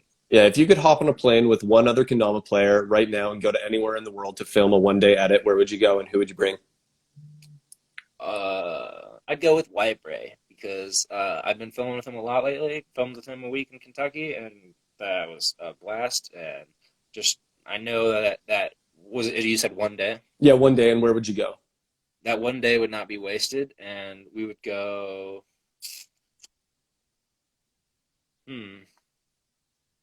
To Europe, Okay. somewhere that isn't like super hot, somewhere that's like The Netherlands. yeah, I don't somewhere Go film in Royce's backyard. like Iceland, some like Icelandic island or Oh, that'd be something. cool. You know? Hit That'd- the Euro scene. That's definitely the spot I would go with Wyatt Bray. Hopefully for more than 1 day. You've done a lot of traveling within the States and you've been to Van Jam in Canada. Have you been outside of the US for events? Yeah, I went to KWC in 2017, and that was amazing. Yeah. Stoked to go back. So you've just been outside once, though, just to KWC. Have you been to Europe at all? Nope, but That's hopefully next, soon. dude. The European scene is bumping right now, especially on the videography side. Kendama France has been putting out work on the video scene. Oh my Stay on God. your tablet slaps. Dude. That edit is awesome. I love that. I watched it with Chad. Oh I watched it man. with Wyatt, and it was so cool. I literally got chills watching that edit because that was the style of video editing and just like Kendama play that got me into Kendama in the first place. It felt like I was watching like an old Kusa edit where they were traveling to a school fair and events, and it's like literally like those movies are what make me love this game more and more. I don't think there's anything else but those types of edits and those videos that make me love Kendama more than playing it itself. Oh, such a good one. Go watch it. Stay on your tablet. Done by Stay on. Kendama France. So good. And I love that they named it that too. Like you know the backstory of the naming of it is we're Yeah, dude, so funny and also like so it's just great. For those of you tuning in, if you don't know, "stay on your tablet" is a phrase used by one of the judges that was in France's Got Talent, who said something like, "I would rather my children stay on their tablet than play the game you're playing." Basically, is what the guy said. And then they put out this dope edit that's like 30 minutes long, and it's just genuinely incredible fun character, storytelling, and you just can't not want to play this game after watching it. And the whole joke is, nah, you probably don't want to play this. Just stay on your tablet. That is amazing. You can tell that all of those players they got love for the game. That's so true. They got most steez. They have ultimate skill. Oh, They're all shredders. Shout out those guys. so much fun. Oscar Ethan. I was talking to him yesterday. He put out a Yeah. super cool clip yesterday. Oh, Super dude. cool mini. So good. Yeah. And we have Timothy jumping on the review in a couple weeks from now. And so we're going to dive into shout it out more. to him. Dude, Tim looks like the most fun person you could ever spend a day with. Dude, yeah, that would be amazing to spend a day with Tim. Absolutely. Yeah, absolutely. Okay, let's see what else we got. We got some surprise questions coming up. We don't know what's coming. We got a question from Adam.Dama3. Not a question, but if Colin was in Star Wars, I think he would be Darth Vader for some reason. Dude, I don't know. I don't think I look that good with a melted face. Are you a nerd? Are you like a Star Wars nerd, sci-fi, fantasy? You into that stuff? I've seen maybe half of Star Wars. Like I saw is there 6 original ones? I think there's so many now. There's there's 3 trilogies. There's twice as many. I don't know. I haven't seen any of those. I might have gone and seen like one of them when they're in theaters. And, yeah. I think I went and saw Rogue One. Okay. I mean, like, I love the cinematography of it. I was hyped on that. But like, I don't follow along too much. No. That's fair. All right, so what I think is really interesting is you create movies, but you're not actually, you don't sound like you're a big movie person in general. Like even when asked the actor question, it's like, I don't really watch a whole lot of movies or TV. Do you not find that weirdly conflicting for you? I like watching Kendama edits. I like watching skate edits. I like watching snowboard edits. I like watching like yo-yo videos. You know, anything like skill toy related, I can get down. Like I don't watch a lot of yo-yo videos, but like there's some sick ones, that's for sure. There's some inspiration to be found all over the place, like skiing edits. Yeah. Like I like sport edits. Stuff like that. I don't really. I like cartoons. Anything I can like sit down and like have a good laugh. Like yeah. You a SpongeBob guy or what? No, I'm not. No, I wasn't either. Guy, but I don't. I'd rather play Kendama. I think. Okay. I don't play a lot of video games because I was like in college. I played like a little bit, like, but like, yeah. Dude, this is so wholesome. You like genuinely waste my night away and not play any Kendama, and I feel like I wanted to get better at Kendama, but I wouldn't because I wasn't doing it enough. Oh man, that's so wholesome. You genuinely just love the game and like you just like live, breathe, and die on Kendama. You don't do other and glass blowing, but like you film Kendama and you watch Kendama edits. You don't even watch other movies. It's just fueled by Kendama. That's so friggin' rad. Kendama's life, man. It's that lifeblood. It's there's nothing better. There's nothing that's made me smile every day for 8 years. Then that nothing has made me feel like Kendama has. Nothing can put a smile on my face every single day like Kendama will, and it will forever. God, man, that's so cool. I want more people to have that. That's so fun, man. I love that. That's so cool. Okay, Takana.Kendama_EC wants to know, what do you think about the first Latam edit? I think he means Latin edit because there was a recent edit that came out from Latin America. I think I shared it on my story the other day. I don't remember what it's titled, but maybe you haven't seen it yet. If you haven't, you should go watch it. Put it on the queue right now. If I could get like type the name of it in chat, and I'll search it up and I'll watch it after. Yeah, Takana.Kendama. I'll DM you the answer. I'll screenshot this. Yeah. Take a little quick screenshot. There you go. Okay. Well, I watched it the other night. There's some solid tricks in there. I love seeing communities represent themselves. It's awesome. And there's so many great players around the world that just I don't know about. And honestly, that's part of the bias of just like language barrier. I can't read the caption and I don't know what they're saying. And so then I'm like, okay, well, I'll watch the tricks for a bit, but how do I feel like I'm a part of their community if we don't speak the same language? But we both speak Kendama, you know? We all speak Kendama. It's the language we all love. Okay. Question here from Sword and Baller. Ethan, I'm actually visiting this guy today. I got to go drop off a Kendama for him. He wants to know hardest trick personally landed. That's a good one. Also, quick aside, Wyatt Bray in the chat, back on the Lord of the Rings chat. I was laughing It's the so funniest hard. thing I've read all day. Colin looks like he's one of the talking trees from Lord of the Rings. Good old Treebeard over here. That's so funny. And Takana.Kendama_EC also put in the chat. This is the name of the account that posted the edit at Union Thank you. Kendama Latino America. Perfect. There you go. Sword and Baller though, hardest trick personally landed. I think probably I did it in my New Year new edit. It was called something light. Mm-hmm. That's on the Sandpoint Kendama channel if you want to watch it. I did wing. I did like a earth. I did a bevel tap. Did another late like earth. Caught it back in wing. That's nasty.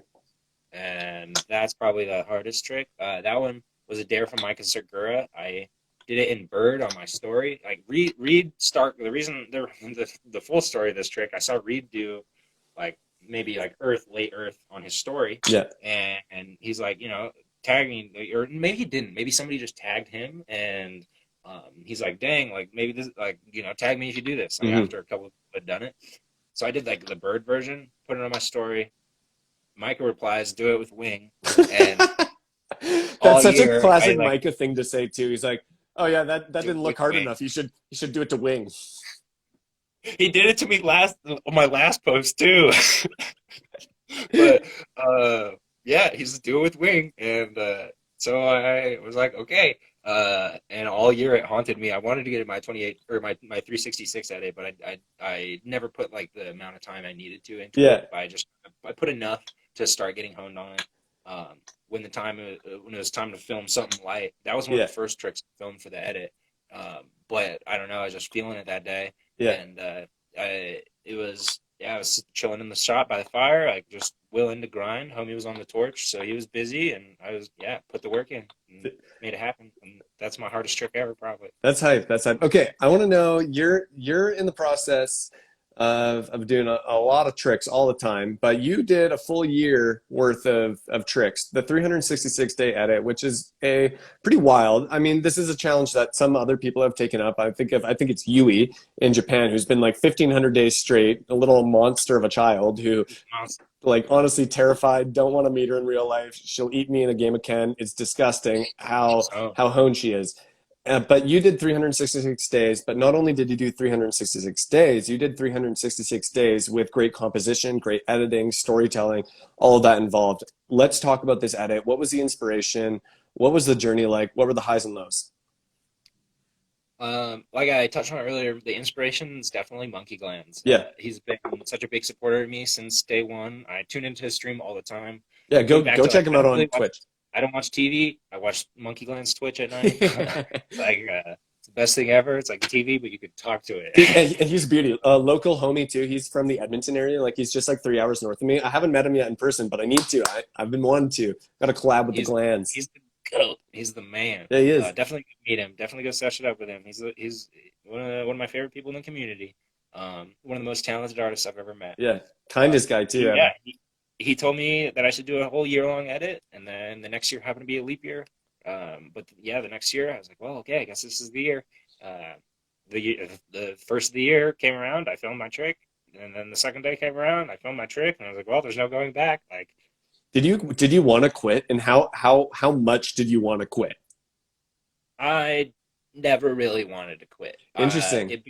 It became like a part of me. Like I still to this day, like I love going out and filming. Like I kind of like get it. Like I get an itch for it. Like whenever I'm like, okay, I got a couple hours right now. Like I'm like, I should probably go film. Yeah. And I've been like trying to get better, like choosing to do other things that are necessary. Rather because like my whole last year, I was committing all my time to Kendama pretty much. Yeah. Like was like, okay, I need to go get my trick today before I start my day. Pretty much like I need to start my day, go get my trick, and then I need to go to work still. And how do you motivate yourself? Like how did you stay motivated through that 366 days? I can hardly stay motivated through a 30-minute sesh. Dude, it's just so fun. I pick a trick and I want to do it, and then if it's not working, then I do another trick, and it's still so fun. And were you trying to hit like hard tricks all year round, or were you more focused on getting a cool shot? What was the priority for you? the priority was landing a trick that I had not done before. Okay. I knew that every single day I could not try the hardest trick I've ever done. Like I knew there was going to be points that I would have time that I could grind hard tricks, and I took that up. But I knew that I had to do a lot of tricks that I could land. I had to like come up with a concept, apply it, or like come up or like take a past concept, level it up, and but I had to do something that I could do because like a lot of days I'd only have like an hour and a half I could Hmm. possibly film, or like and then if I didn't lace, like I'd have to like film it like after work or something.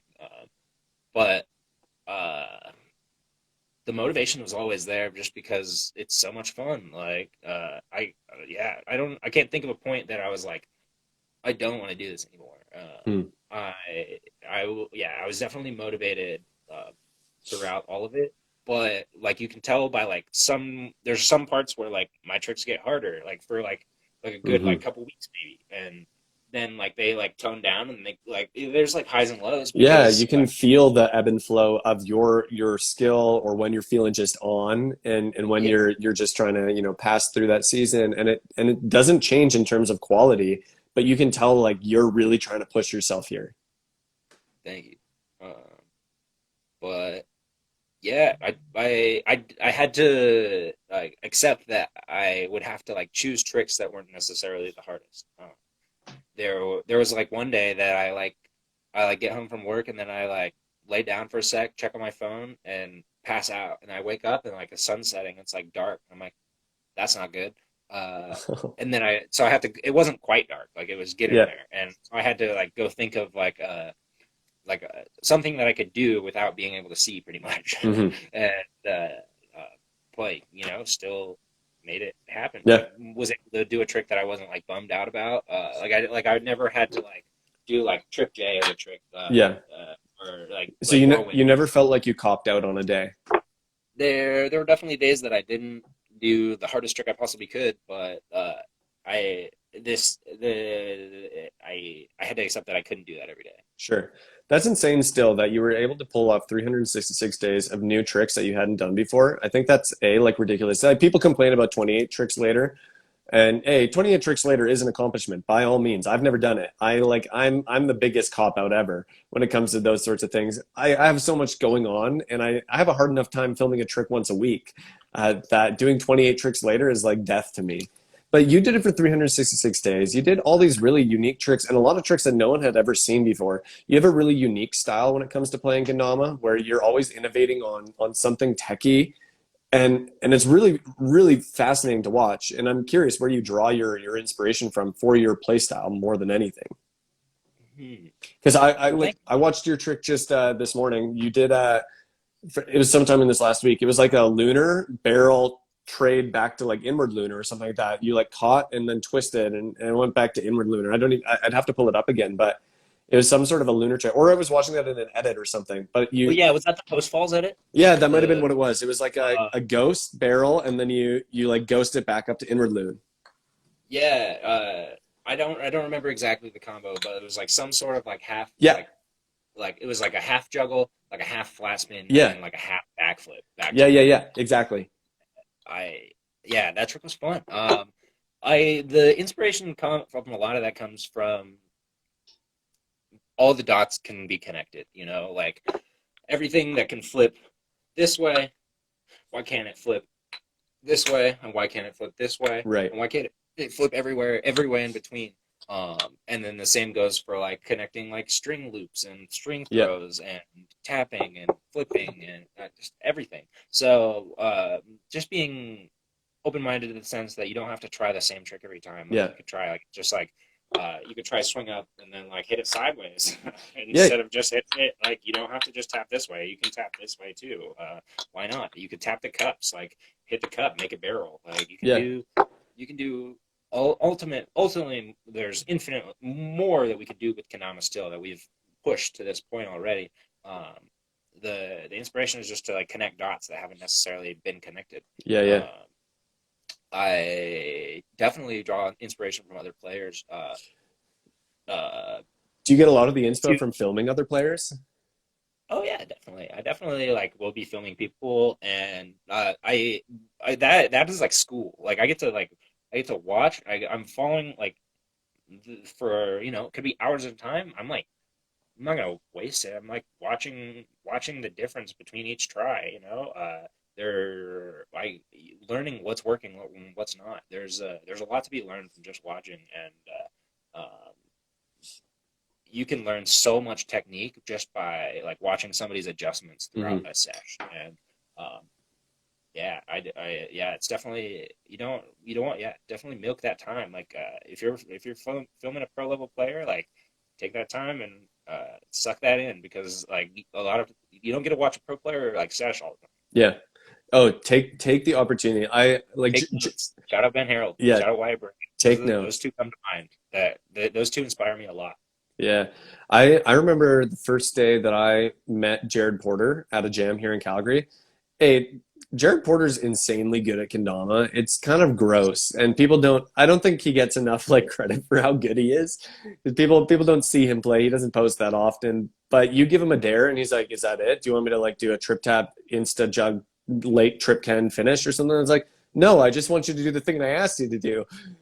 You didn't need to make it 10 times harder." So like, he's an animal. That dude's an eater, and like you can tell by the way he plays that he's meant to play kendama too. Yeah. He's so good. Anyways, and I remember first time meeting him, I just like sat there and watched, and I like saw how he played, and the way that he holds the tom or the can, and you just like begin to learn these subtle things that like he just ingrained into him. It's like I watched him tap, and he explained it to me once. It was like when he taps, he doesn't have like a string knot. I use a string knot, and he's like, yeah, I got annoyed that the string kept coming out, so I hold my thumb over the string hole and my finger or vice versa. He puts his finger on the string hole and his thumb in the hole, and that's also how he controls doing the like trade to spike finish or bird. Is like he knows where everything is always, because he's always holding it that way, and he has a way of tossing it and flipping it. It's like he just like processes things, and he figured that out all on his own. And it's like when you play with people that are so good and watch them and film them or whatever it is, you just like pick up on the things they're doing to be so good at what they're doing. Crazy. They're thinking about it. They don't want to aimlessly just like toss to trade. Yeah. You know, they're not playing for luck to every part, so they're not forgetting. Yeah, Jared's a king of tech. He's so good. He's the stunt playing fast hand, like the tricks I've seen him hit at jams is dumb. It's stuff that watching him in live in Van Jam, killer. He's a killer. He's a competitor. Oh yeah, that guy can smash some tricks. I know, but the sad part is like I feel like he always. And I love Jared. I know Jared well. I say this with all the kindness of my heart. He like always crumbles when it gets to the comp, and I'm like, no man, come on. Like I see him at MKO or NACO, and he's like probably one of the most honed players at these events. He literally could podium at so many events. He's that good at kendama, and then he like gets knocked out early on. I'm like, Jared, come on. He gets in his head and everybody loses. Yeah. I've never done well in a competition. I don't know how people like Zach and Nick and them all compete so well, so consistently. It's such a hard game to be that consistent at. And comp, it's like shake. Anyways, that's a whole rant I could go on. But I want to know. That mindset. I know, it's all mindset. It's crazy mindset. Okay, we got a couple minutes left here. We've been going for a while. I want to talk through what a day of filming and edit looks like, and then we'll wrap it up after that. I want to know if you were to coach me through a day, film 101 with Colin Hislop. If I'm like, okay, I want to go film and edit. I want to capture a day.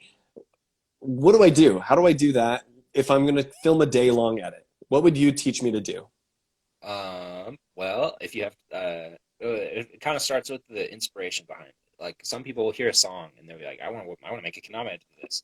And a lot of songs you'll hear it and you'll be able to start like visualizing what you want to happen to it. And like, just because of the composition of the songs, like transitions and stuff, like you can visualize like introductions and things going in with them. So you pick the song first before you edit? No, I don't. Some people do. Okay.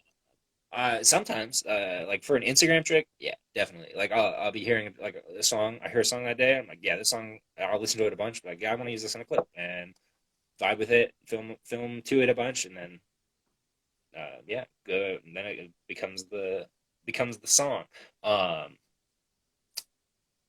I went on a tangent and made me forget where I'm going.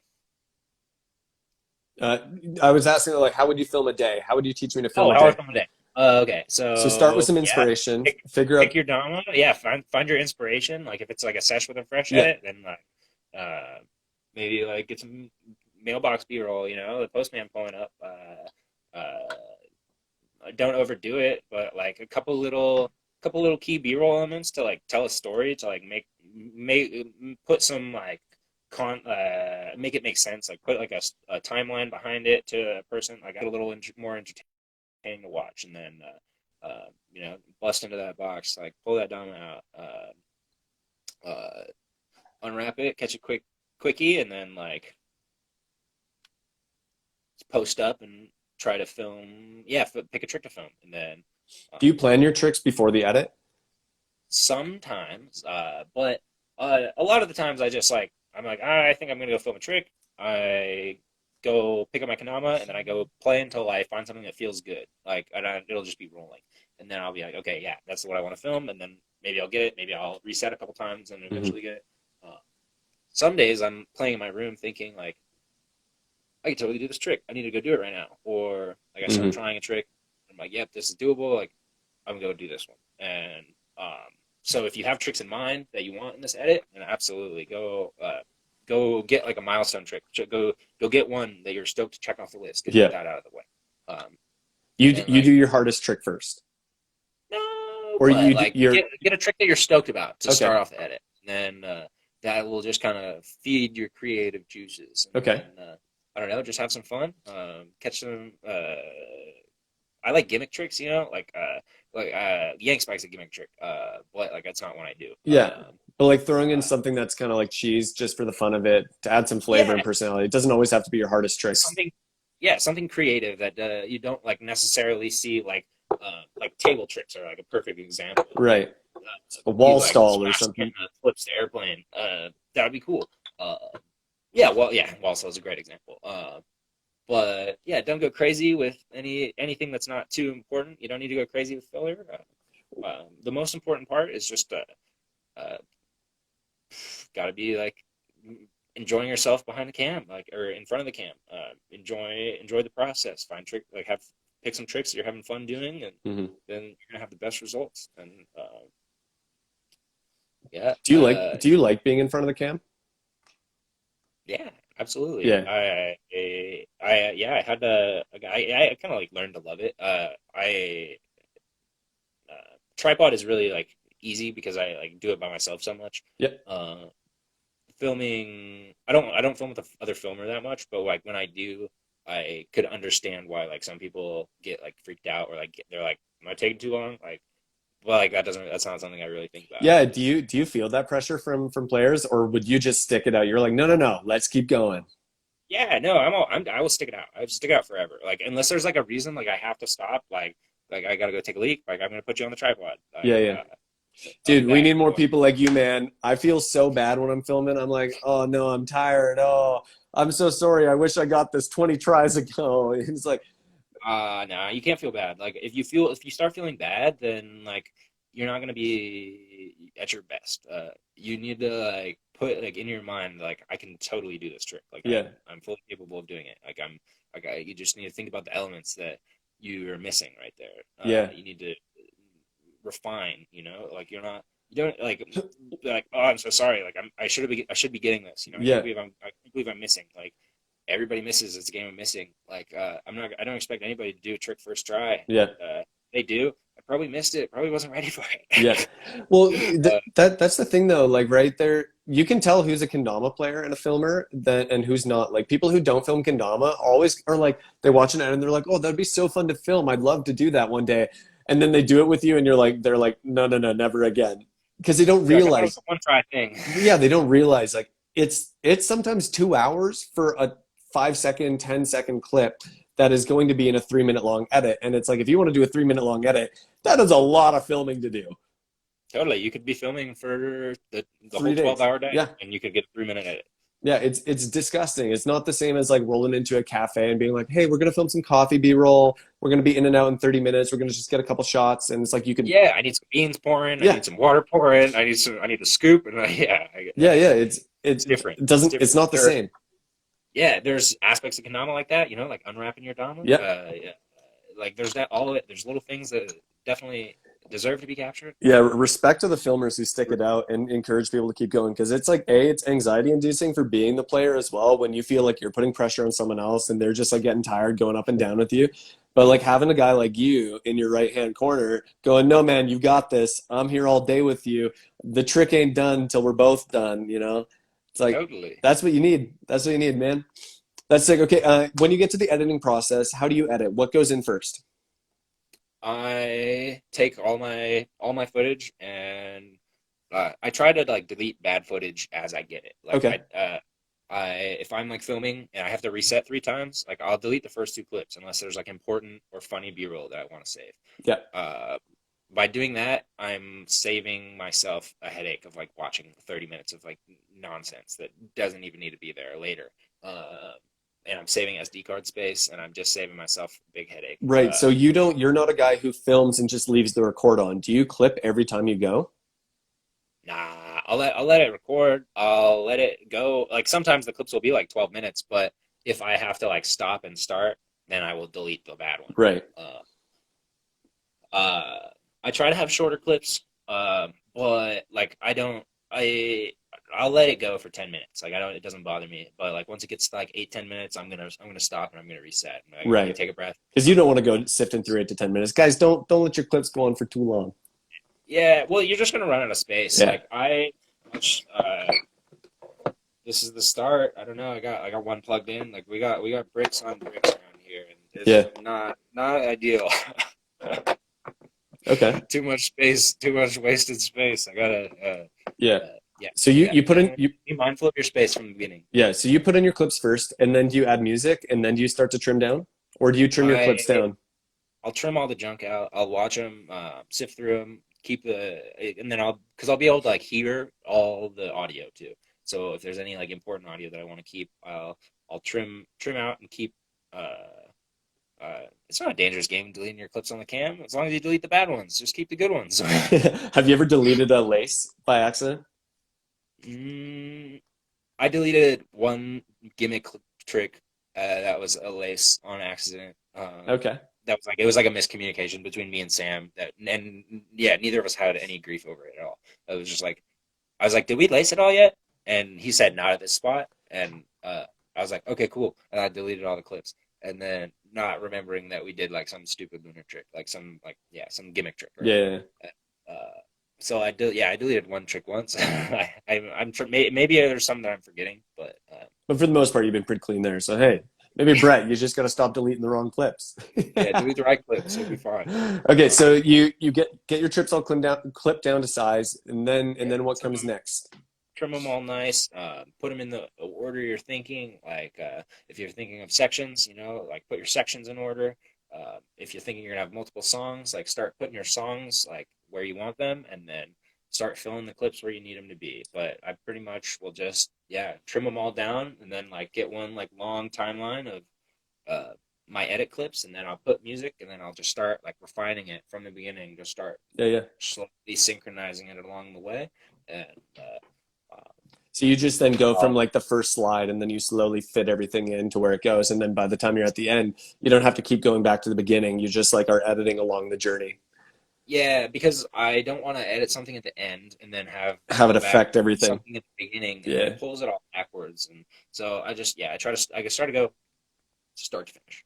That's cool, man. I need to do some editing, that's for sure. I've like toyed with it. I've gotten into it. I go through little seasons. I can do little things, but man, it's like such a tedious process to me that feels like I get through in this like headspace all the time, and it's a bad headspace to be in. I like lace a trick, and I'm so instant gratification focused. I say this like probably every week on the show when I'm talking about edits. I'm so instant gratification focused that when I lace a trick, I'm like, I just gotta show people this because people will know that I laced it today because I'm wearing the same clothes that I was in my story as the trick that I post. And I always feel like inauthentic if I post it 3 weeks later, and it's like I didn't have a beard, and all of a sudden I have like kind of stubble on my face. It's like I want it to look all like it was, whatever. I want it to be the moment. And I Like always, and I feel like whenever I'm posting something that's been after the fact, it doesn't feel like it's in the moment anymore for me. And I feel like, well, I'm better than I was when I recorded this 2 weeks ago. 2 days ago, yeah. So I should just go refilm. I should go land that trick, but better because I'm looking at my past, not at my future or my today. Do you ever get in that headspace? Yes, but every trick doesn't need to be the best, and they are still going to be published in a timeline that will show you progressing. And I have so many edits in the bank right now, and uh, I've already dropped tricks that are harder than some of them. Right. but that's because I filmed this edit at the end of 2020, and we're almost halfway through 2021 now, and I've been playing every day still, so I've gotten better. Like that's just how Yeah. it is. Like you're just documenting the process. Like it doesn't matter. Like it's just Instagram. Like it's just gonna get buried. Like yeah. I don't know. It doesn't. I think posting it in the moment is really it does feel like genuine. But I don't think like posting a couple days late will discredit you at all. Yeah, yeah, absolutely. Okay, last question, and then we'll wrap it up here. This has been such a fun episode. Because I know nothing about editing. This is so cool.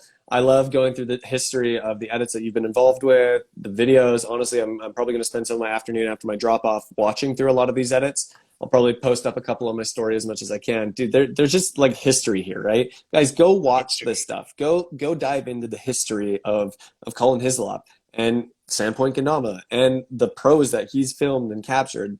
This is what Kendama is about: storytelling, continuous growth, improvement. And I love that that's been your motive in recording. It's documenting the growth, because that's what Kendama is. It's Kaizen. It's continuous growth, continuous improvement. And you're doing that in a visual way, and you're showing that. Because today, what I see so much on Instagram is like people that just like post a banger of a trick and it like came out of nowhere. And you're like, but how did you get there? Where's the story that led you to this point? I want to see that. I want to see your progression. We don't get that too much anymore. And so you're doing the faithful work that we need done. I appreciate it, man. Documenting history, providing content for Kendama culture. I don't know. It's important history, and it's got to be documented. It's got to be shared. Everybody deserves to watch it. Just saving smiles, just remembering them forever. Oh yeah. Okay. My last question that I want to know is what's next? What's next for Colin Hislop? What's coming down the pipe? Is there an event or a video that you're really excited to put together, or something, a dream project that you have? What is like the next 2 years of your life look like in Kendama? Oh gosh, I have no idea about the next 2 years. Hopefully infinite. Hopefully the next 2 years will be be able to have gone to multiple KWCs, multiple catch and flows, but that depends on the state of the world. Yeah. And I certainly will be doing traveling with Kendama. Going to LA in a couple of weeks for a Kendama trip. Really excited about that. You'll know more in a couple of weeks when I'm on the trip.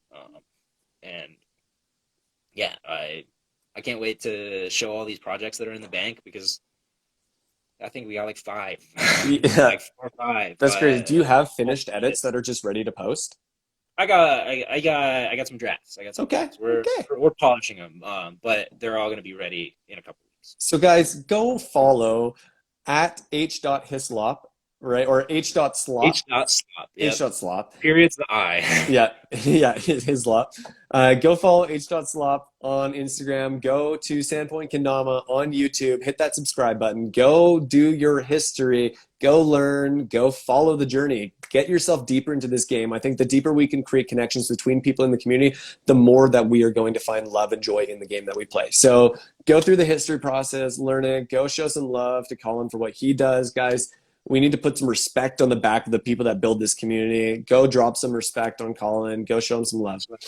Colin, thank you so much for jumping on the review this week. Huge joy. Thank you for having me, man. It's been a blast. Dude, after you... Last thing, setup check. What are you rocking? Oh, yeah. I got a little mashup here. I got a Alex Mitchell Ken on a honed Liam Router Tama.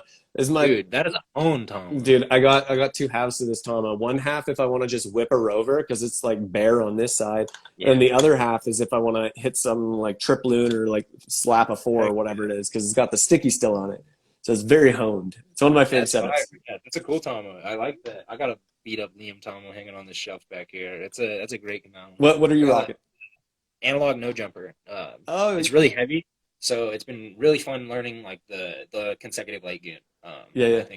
I think I'll probably go and film that today. Dude, I need to cop a no jumper soon. They got some good stuff. I have not yet played one. Well, I've played one once. I filmed a trick in the summer. It's one of the best tricks I've ever filmed is on a no jumper. But I think yeah, it was like a trip Ken jug ×3, and then it was ghost to lighthouse insta like penguin fast, and I was like, dude, it was like probably one of the greatest tricks I've ever landed. It was one of the first jams we had in Calgary. So good.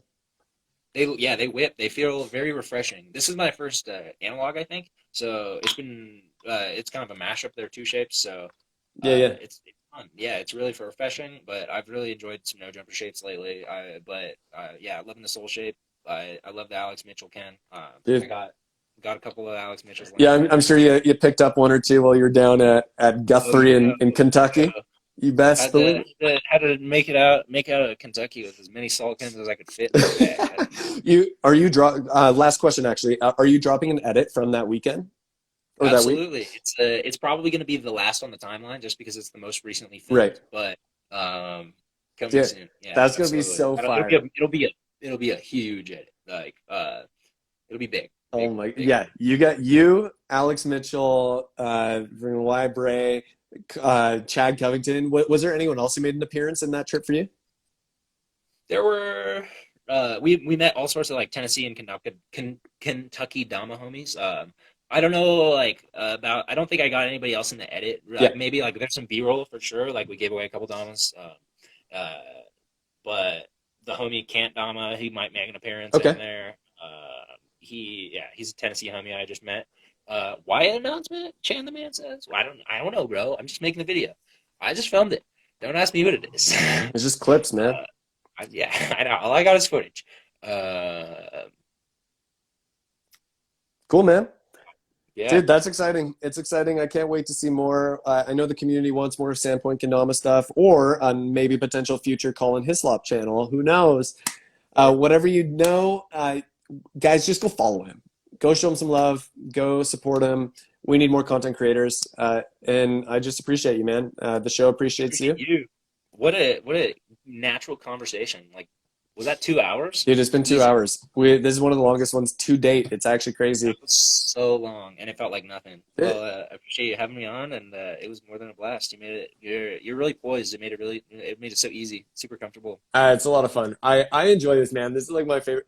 Yeah, I had it. Okay, a quick little aside before we finish this because I think it's a fun little story from this past week. Eli Hark, he is what's his Instagram? I'm gonna forget what his Instagram handle is, but he hit me up the other day. He's doing a degree in I don't know, like marketing, public relations, whatever it is, and he had a class where he was supposed to like do a podcast and edit a podcast down to 30 minutes, and so he hit me up. He's like, "Yo, can I have you on this podcast about you running your podcast?" I was like, heck yeah, man. That's so exciting. It was so fun. And I got to spend like 30 minutes, 40 minutes just like talking about the review, ranting about it. And I'd never really been interviewed before for someone else's podcast. It was like the most fun I think I had in the past couple of weeks was just like ranting through the journey that this has been on. And it's been cool. And maybe in a weirdly similar way, it's been documenting the history of a lot of what's been happening in Kendama, but from an audio standpoint and not from like a trick or community standpoint, but capturing history in a different kind of way. And it's been cool, man. I love it.